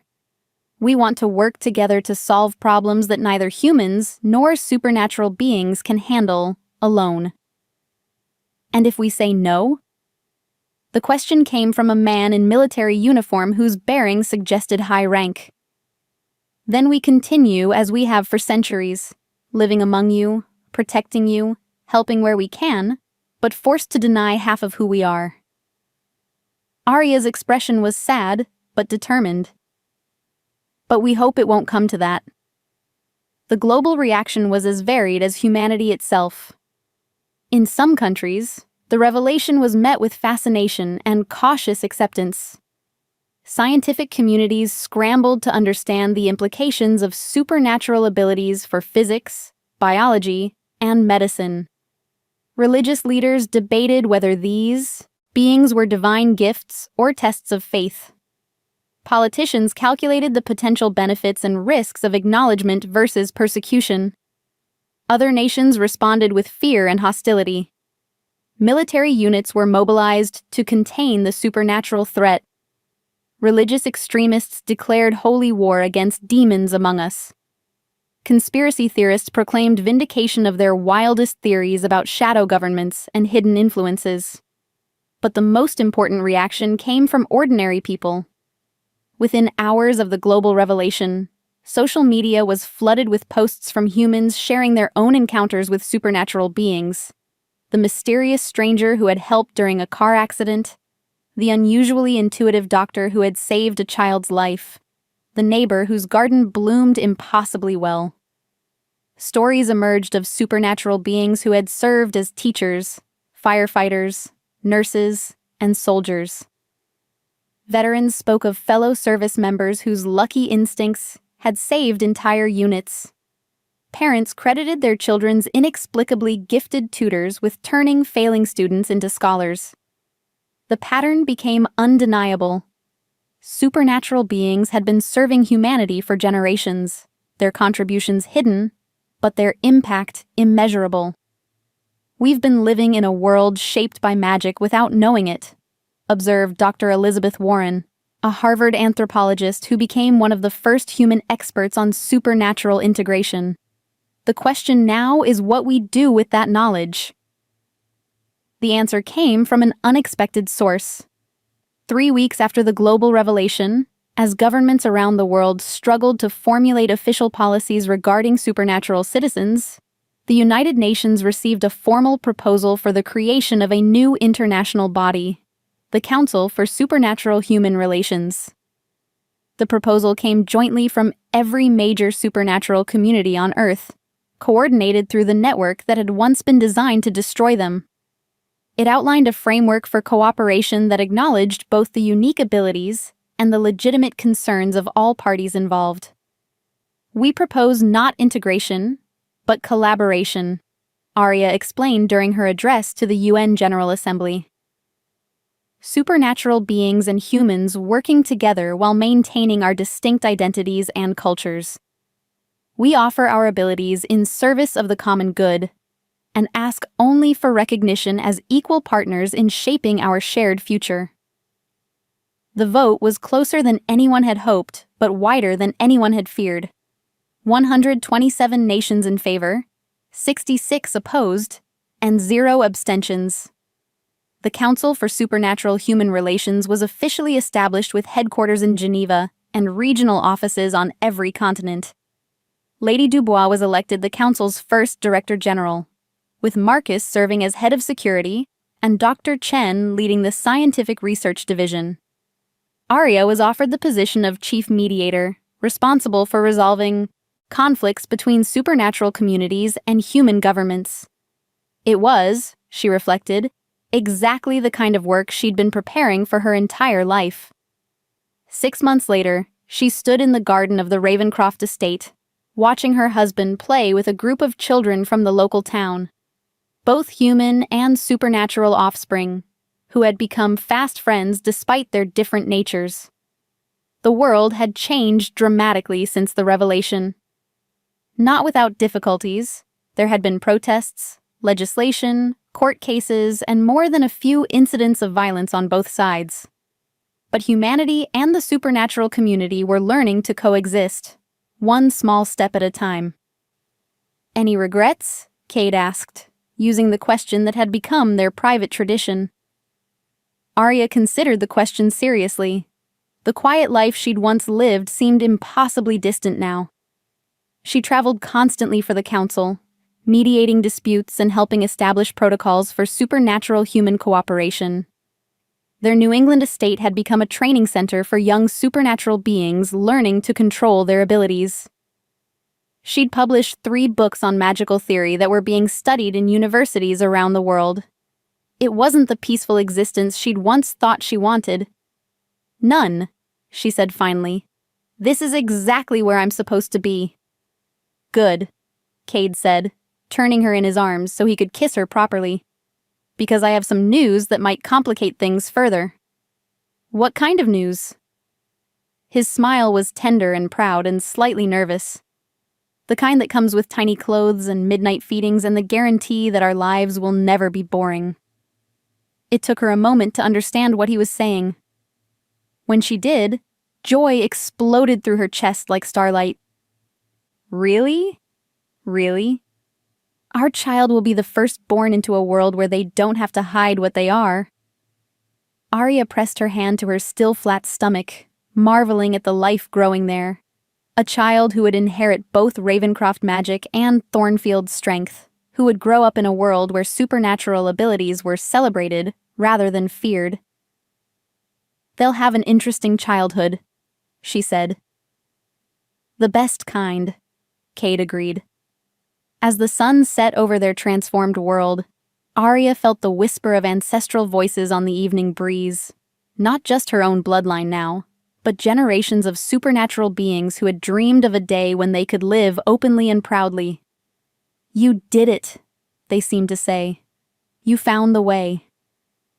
And in the warm twilight of a world remade by love, courage, and the refusal to accept that different meant dangerous, Arya Ravencroft Thornfield smiled and began planning for a future that would be anything but ordinary. The age of hiding was over. The age of wonder had begun. Epilogue. 5 years later. The Ravencroft Institute for Supernatural Studies occupied what had once been the entire Ravencroft estate, expanded, now to include dormitories, laboratories, training facilities, and a library that rivaled the British Museum's collection of occult texts.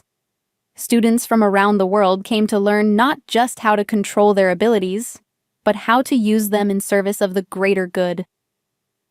Arya walked through the main campus with her 4-year-old daughter's hand in hers, watching young vampires practice their speed control, while werewolf cubs learned to maintain human reasoning during their first transformations.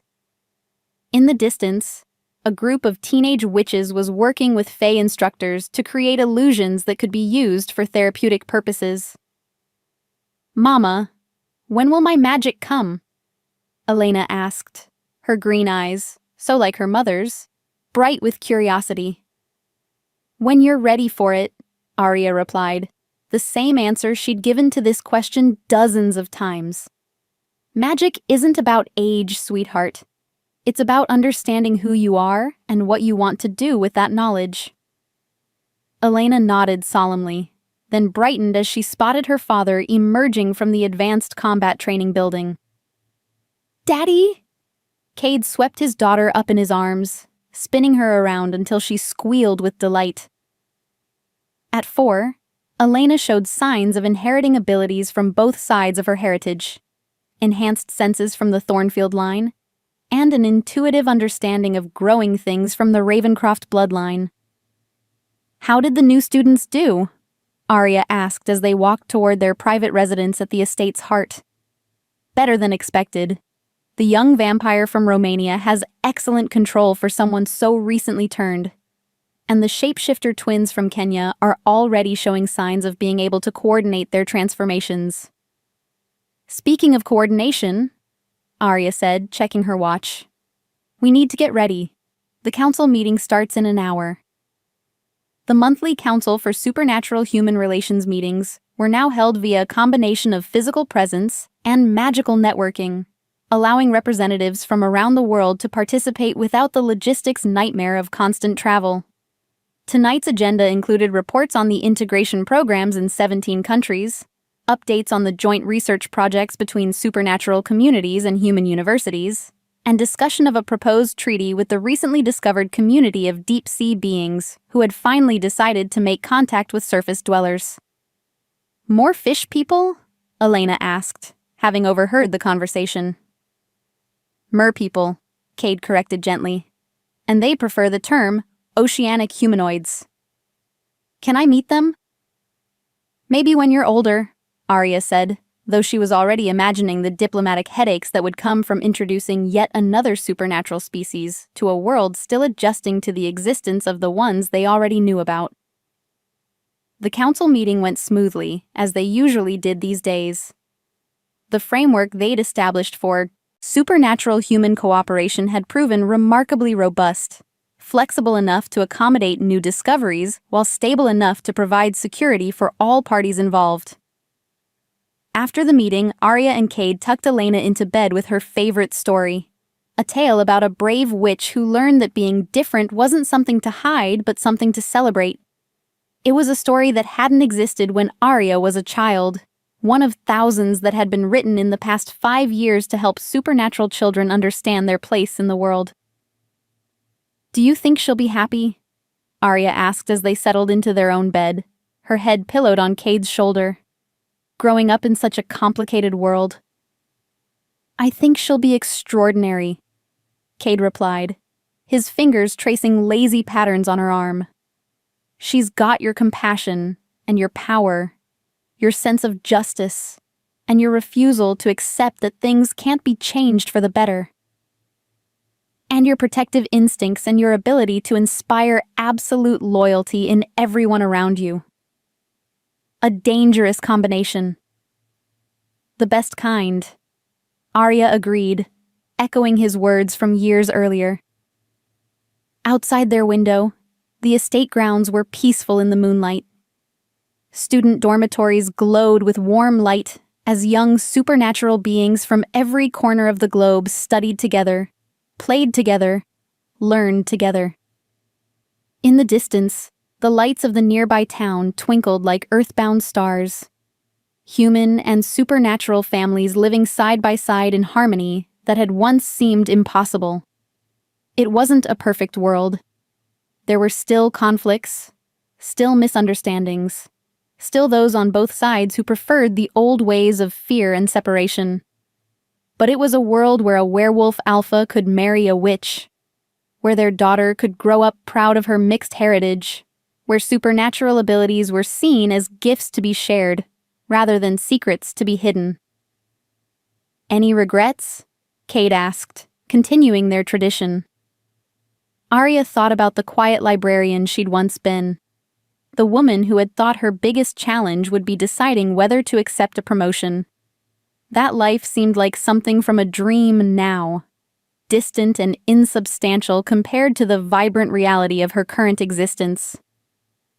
"None," she said, meaning it completely. "This is exactly where I belong."